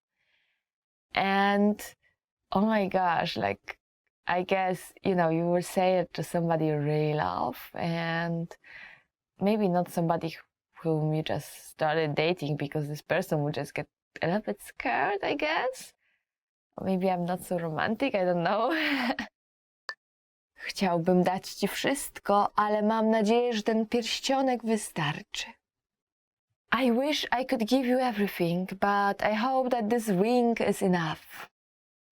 And now you hit the level of being romantic, like this is like pretty much Superman of being romantic. And romantic phrases, and if your lady really likes that, that's something you can use. And here we've got chciałbym, so that's masculine form, so if you are a girl and you still want to use it, this is chciałabym, chciałabym. You just change a little bit. Chciałbym, chciałabym. And that's all, and you're ready to go. Jestem pewien, że ja I ty jesteśmy sobie przeznaczeni. I now know that you and I are truly meant to be together. Woohoo! I know some guys who would actually use it as a pickup line. And I don't think it's a good idea. It sounds a little bit creepy if you do it at your first date or, I don't know, even before that. But as a proposal line, on the other hand, yeah, I guess it can go very well. I would feel a little bit weird, to be honest, but then again, as I already said on multiple occasions in this episode, I may not be the biggest, romantic ever. Even though, yeah, I would like my boyfriend to be a little bit more romantic, I guess, but me, myself, I'm not that big of a romantic. Want to speed up your language learning? Get access to all of our best PDF cheat sheets for free. Just click the link in the description and sign up for your free lifetime account right now. 10 phrases to survive at the station. So here we go. Jadę do. I would like to go to. The first and the most important one is jadę do. Jadę do Krakowa, jadę do Torunia, jadę do Poznania, jadę do Wrocławia. So, jadę do means I would like to go to. Luckily for you, this phrase is very short, first of all, and it's the same for male and female, so you don't have to change. Well, if you want to use the plural form, would be jedziemy do. Jedziemy do. So the preposition stays the same, do, and we just change the verb from jadę to jedziemy. And you can say, for example, jedziemy do Gdańska, jedziemy do Krakowa, jedziemy do Torunia, jedziemy do Poznania. So you may have noticed already that the name of the city changes. Like Toruń becomes Torunia, Gdańsk becomes Gdańska, Wrocław becomes Wrocławia, Kraków becomes Krakowa, Łódź becomes Łodzi, and this is because the case changes. So we change the case to genitive case. That's the second one, second case. So when you use preposition do, as in jadę do, you change it to the second case. So the name of the city will change. Jadę do Warszawy. We don't say jadę do Warszawa, that's a mistake. Jadę do Warszawy. And actually I said it means I would like to go to, but like very literally, it means I'm going to, I'm heading to. Czy z tego peronu odjeżdża pociąg do? Is this the right platform for? Wow, and our next one is something you would definitely need in Poland, because this changes a lot. It's a very long one, so be prepared. Czy z tego peronu odjeżdża pociąg do? Is this the right platform for? So let's just look at this phrase a little bit closer. So first we have the particle czy, that's asking. Z tego peronu, from this platform, odjeżdża, leaves. And then pociąg do, train to. Czy z tego peronu odjeżdża pociąg do? That's the whole phrase. And you can say, czy z tego peronu odjeżdża pociąg do Warszawy? Is this the right platform for Warsaw? Czy z tego peronu odjeżdża pociąg do Torunia? Is this the right platform for Toruń? And as you probably notice, there is the same preposition do as in the previous one, jadę do. Hence, we change the name of the city. So again, Toruń becomes Torunia, Warszawa becomes Warszawy, and Kraków becomes Krakowa, and so on and so on. So remember to change the name of the city. And it is very important for you to remember to memorize this phrase, because in Poland, sadly, especially as far as I remember, in Warsaw, in the central station, platforms change very often, like last minute, 5 minutes to train, and they say, oh, the platform was changed from number 5 to number 1, and you run. And it really happens very often, and it's very hectic, and it's like, yeah, so not to panic, that's the first rule, and then run, that's the second rule, and ask, that's the third rule. So don't, even if you go to the platform, the right platform, don't just rest reassured that it's okay and I'm just waiting and just relax. I mean, it's okay to relax, but always check if this is the right platform again and again, because it really changes a lot. O której jest ostatni pociąg? What time is the last train? Our next phrase is o której jest ostatnie metro, which is actually a sentence, and it means what time is the last metro? O której jest ostatnie metro? So, if you're in Warsaw, it's very common to travel with metro, even though we have only actually 2 lines, but it's going through the whole Warsaw. It is really, really, really convenient. And one thing to remember about Warsaw, well, buses are basically 24/7. Only that, at night you have to pay like small additional charge for the ticket. And the other thing about buses is that, well, it's very convenient because all the buses are going to the city center at night, and all the buses are going out from the city center. So basically, if you're really drunk and you were at a party and you want to get home, just take any bus, and sooner or later you end up in the city center, and then you can take the correct bus or the right bus that's going to your house. Nevertheless, it takes time, and metro is more convenient. During the weekdays, it's still running pretty late and then starting pretty fast. But during the weekends, it's running 24/7, so it's really, really convenient. Just find the bus stop and get to the bus, and go to the city center, get to the correct bus. And that's it. And you can go back home anytime you want, without paying for taxi. Gdzie mam się przesiąść w pociąg do? Where do I change for? Okay, the next very important phrase is gdzie mam się przesiąść w pociąg do? Gdzie mam się przesiąść w pociąg do? Where do I change for? Actually, where do I change for a train to? That would be maybe more correct translation.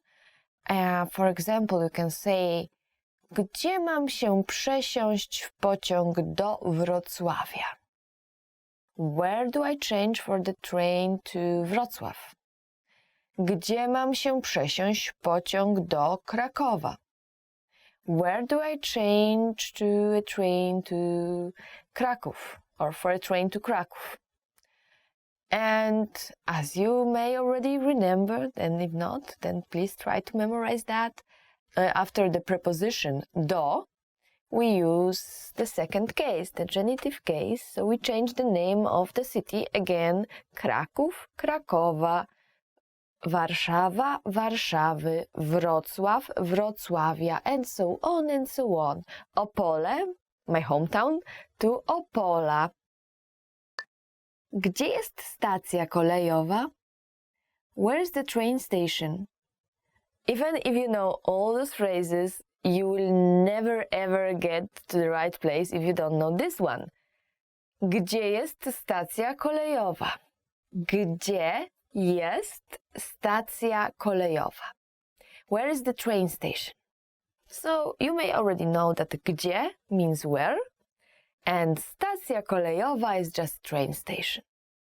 Usually the main train station will be somewhere around the city center, but for bigger cities they will have few train stations like around the city, even though within the city you don't really travel by train. You travel by trams, you travel by buses. Well, in Warsaw there is metro as well, but you don't really travel by train within the city. But you will still even like maybe medium or big cities, you will have few train stations located around the city, with the main train station usually in the city center, or I think 99.9% of examples it will be so. Gdzie mogę nabyć bilet? Where can I buy a ticket?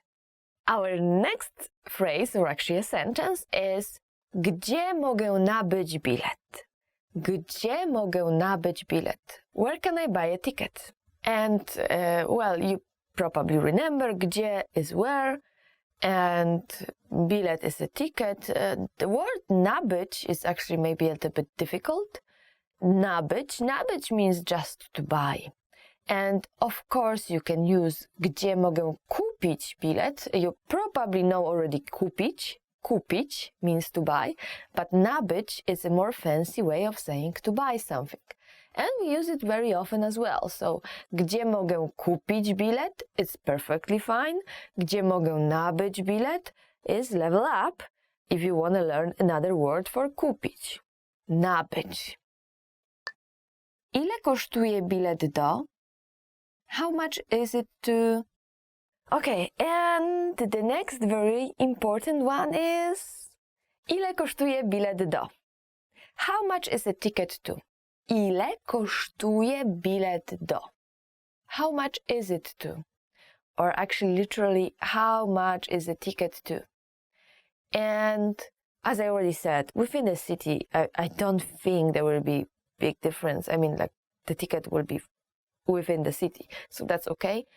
So there will be one ticket, but if you are going, for example, from Warsaw to Kraków, or from Kraków to Wrocław, or anywhere else within Poland, then of course this is a very useful phrase to learn.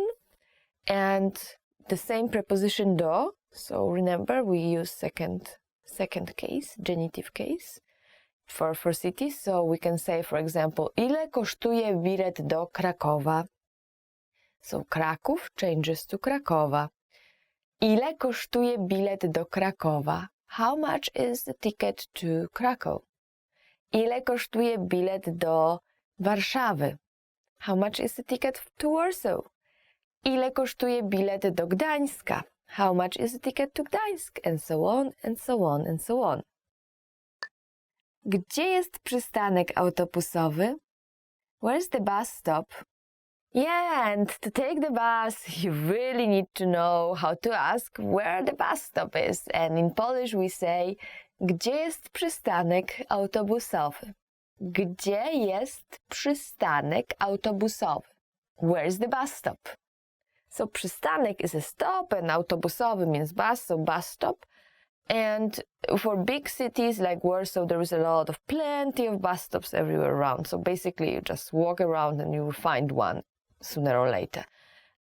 In smaller cities like my hometown Opole, there's not so many. I basically always opt for walking around and then taking a bus. So so it's very important to know how to ask where one is. Gdzie jest przystanek autobusowy? O której będzie następny autobus? What time is the next bus? Now, once you get to this przystanek autobusowy or the bus stop, you may want to ask, o której będzie następny autobus? O której będzie następny autobus? What time is the next bus? And I mean, like, you can always check it, right? But sometimes the timetables are very confusing, and then you have weekdays and weekends and bus numbers and so on. And some buses will not go this way or this way, and maybe, like, sometimes, you know, you've got different times for the same bus, and depending on which color it is, this bus will go this route or this route, and then you may end up missing your own bus stop. Which, by the way, another thing to remember, in some cities like Warsaw, some bus stops are on demand, so if you don't press the button, it will not stop.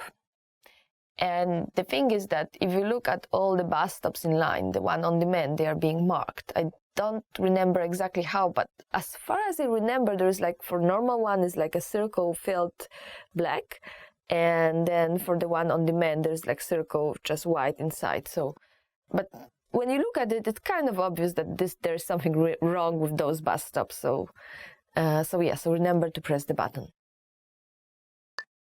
Gdzie są biletomaty? Where are the ticket machines? And our last one for today is Gdzie są biletomaty?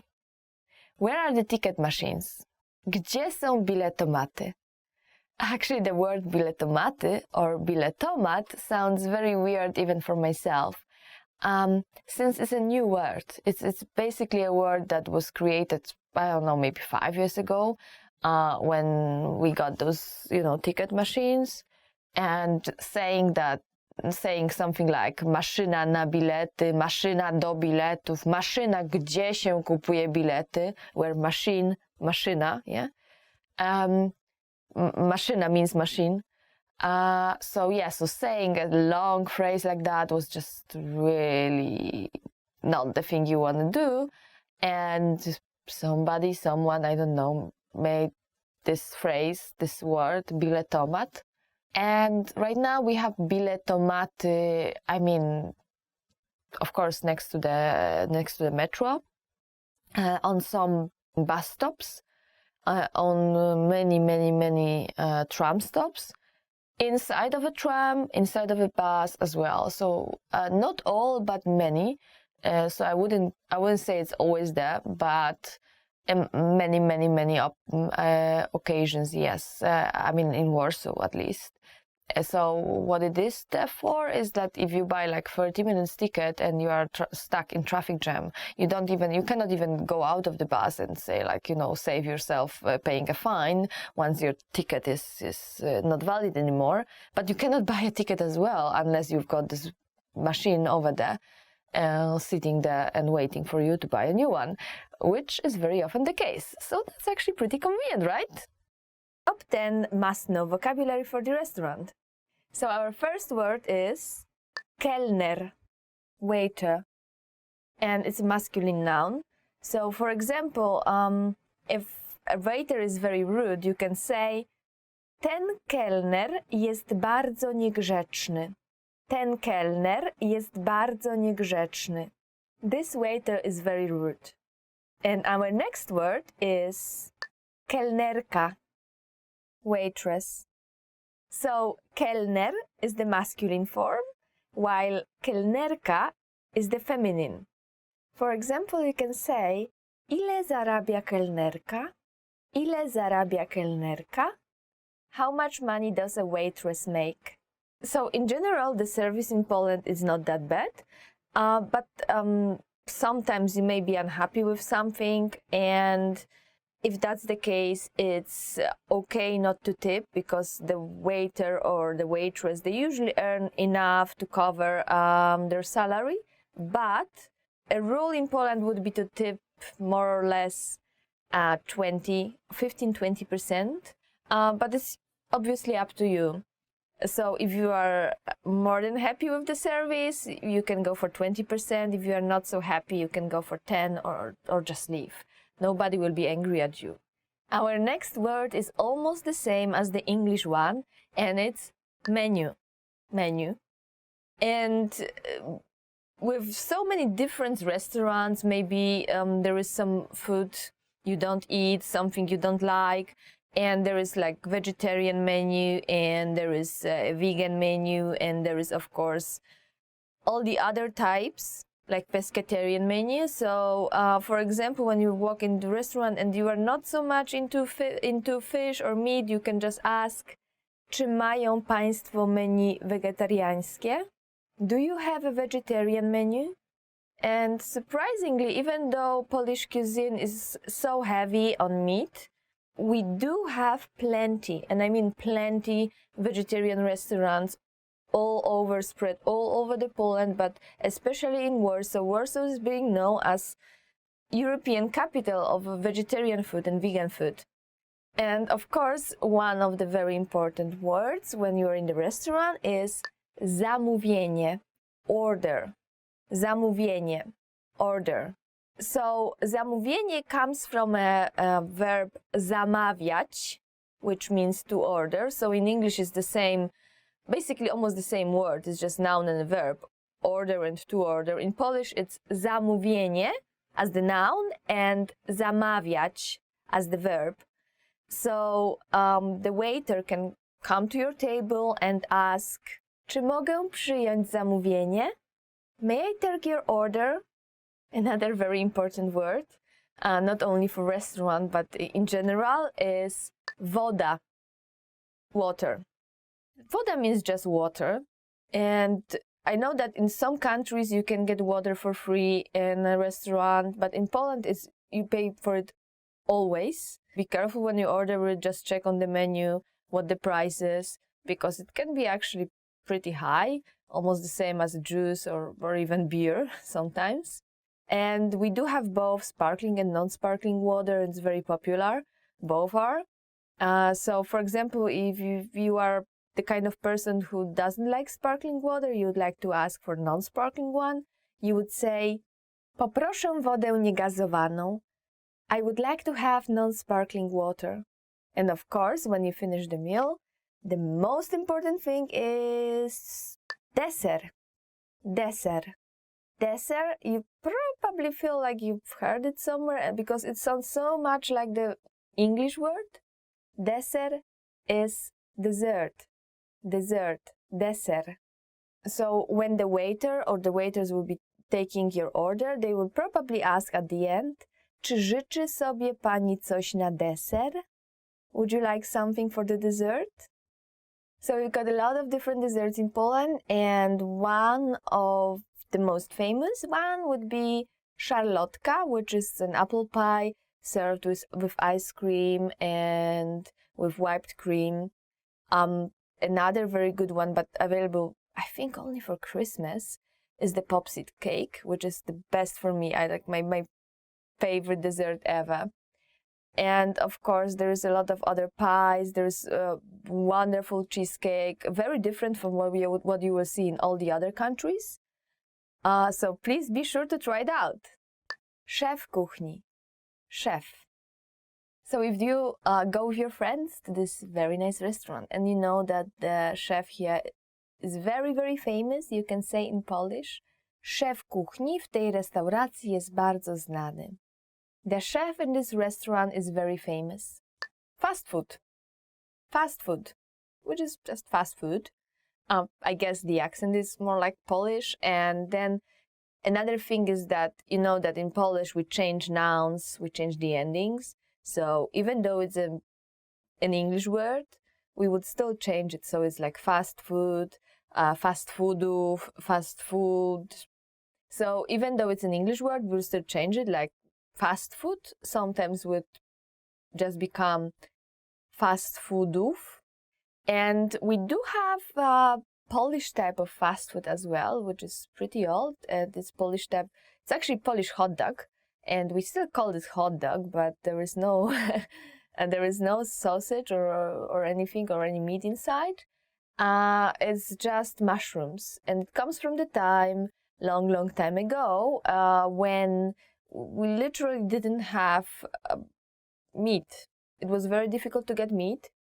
Even though people had money for that, they just couldn't buy it. So that's the invention of that time, and I still remember it. Oh my gosh, when I was little, I just loved to go with my mom and buy those hot dogs, and we called them hot dogs, but they were like hot dogs with mushrooms, and that's it, just mushrooms, like just the bun with mushrooms.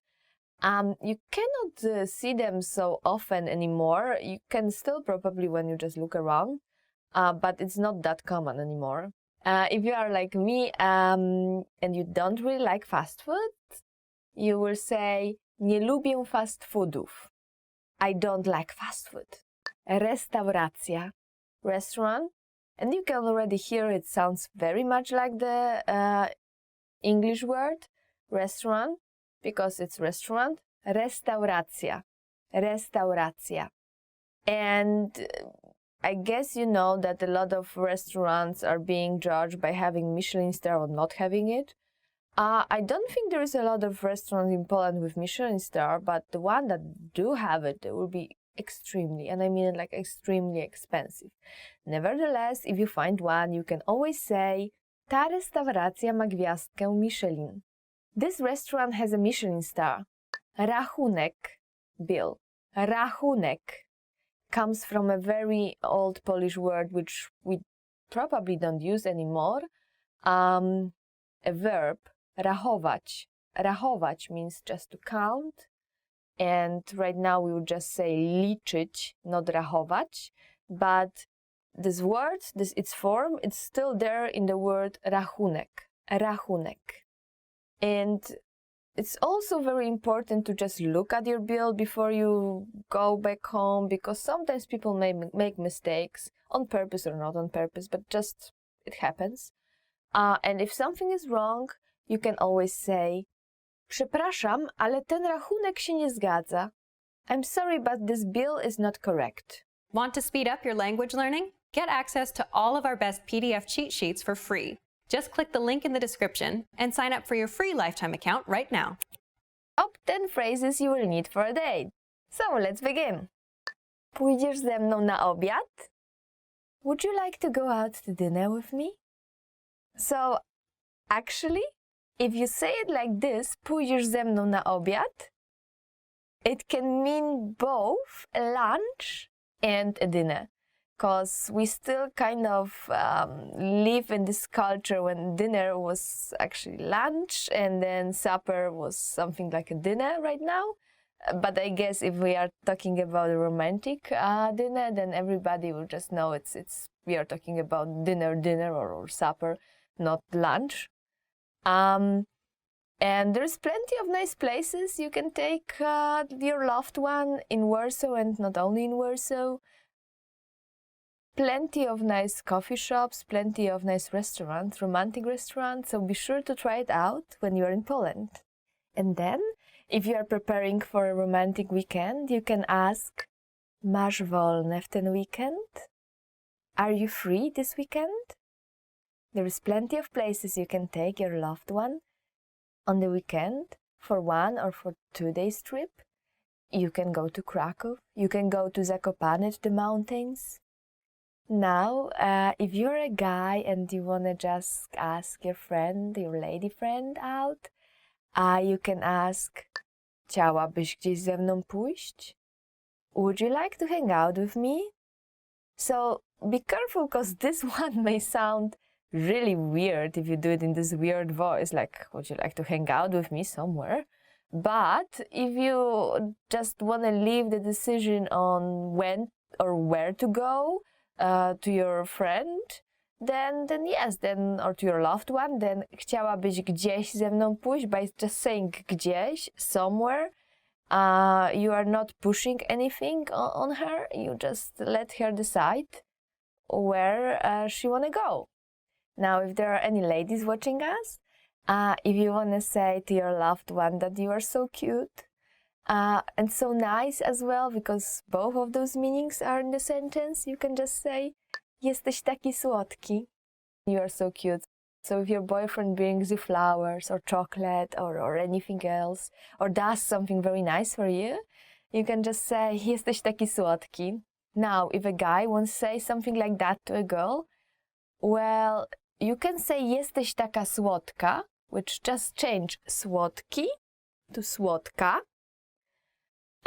But that would be like saying you're so cute and nice and thank you for doing this for me. And if you just want to say that she's cute, like looks cute, I would just say śliczna. Śliczna. Jesteś taka śliczna. And of course there's masculine form, śliczny, but you wouldn't say that to a guy. Cute? To a guy? No. Wyglądasz świetnie. You look great. Be sure to say that a lot to your girlfriend or to your boyfriend as well, because many of Polish guys, they just don't. And then at the end of this beautiful night, you can just say, to był wspaniały wieczór. That was a great evening. So when you say bye-bye to your boyfriend or bye-bye to your girlfriend and you just want to say how much you appreciate the time they spend with you, you can say, to był wspaniały wieczór. Now, when you met this nice girl or this nice guy and you exchange your cell phone numbers, you can always say, when you say bye-bye, zadzwonię do ciebie. I will call you. Zadzwonię do ciebie. And if you are a guy, be sure to do that first, because Polish ladies, they will be probably waiting and they will not call you unless you do it first. Now, if you are a gentleman and you want to offer your lady that you will drive her back home, you can say, odwiozę cię do domu. I will drive you home. I will drive you home. Odwiozę cię do domu can mean that this person will literally drive you home, or that he or she will just drive home with you on a bus or train or anything just because you are too drunk, or just because he feels like it's not safe, it's very late, and he just prefers to go with you, which is a pretty nice thing to do. Also, it's very important when you set the date to set the time as well, so you can ask, o której się spotykamy? What time shall we meet tomorrow? I know that time is a very different thing in different cultures. Someone will be just 5 minutes before the time, while somebody, like someone else, will be 1 hour past the time or 1 hour late. In Poland, in general, I think most people will be on time. If they will be late more than 5 minutes, they will call you. If you are waiting for your boyfriend or girlfriend and it's been already 30 minutes, well, there is something wrong probably. And if you had this great date with somebody you met for the first time, you can ask, mogę cię znów zobaczyć? Can I see you again? And it is a sentence which you can use if you're a girl or if you're a guy, doesn't matter. Mogę cię znów zobaczyć? Very nice thing to do. If you liked somebody and you think that the things just clicked, why not try again? Top 10 phrases to know when having a baby. Are you ready? Zmieniać pieluszki. To change diapers. Zmieniać means to change, and you can change anything else like change the bulb or change name or something like that. And pieluszki means diapers. So one is pieluszka, and in plural it's pieluszki. For example, you can say, muszę zmienić pieluszki. Muszę zmienić pieluszki. I need to change the diapers. Założyć śliniaczek. To put on a bib.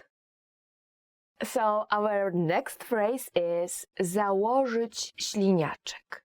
Założyć śliniaczek means to put on a bib. Śliniaczek means a bib, and it comes from a noun ślina. Ślina means just saliva. So basically śliniaczek is something that was supposed to catch your saliva coming down, but it's basically a bib. So założyć śliniaczek means to put on a bib. For example, you can say załóż mu śliniaczek. Załóż mu śliniaczek. Put a bib on him. Załóż mu śliniaczek. Zmienić ubranie. To change clothes. So our next phrase is zmienić ubranie. Zmienić ubranie means to change clothes. And it's the same zmienić or to change as zmienić pieluszki, to change the diapers.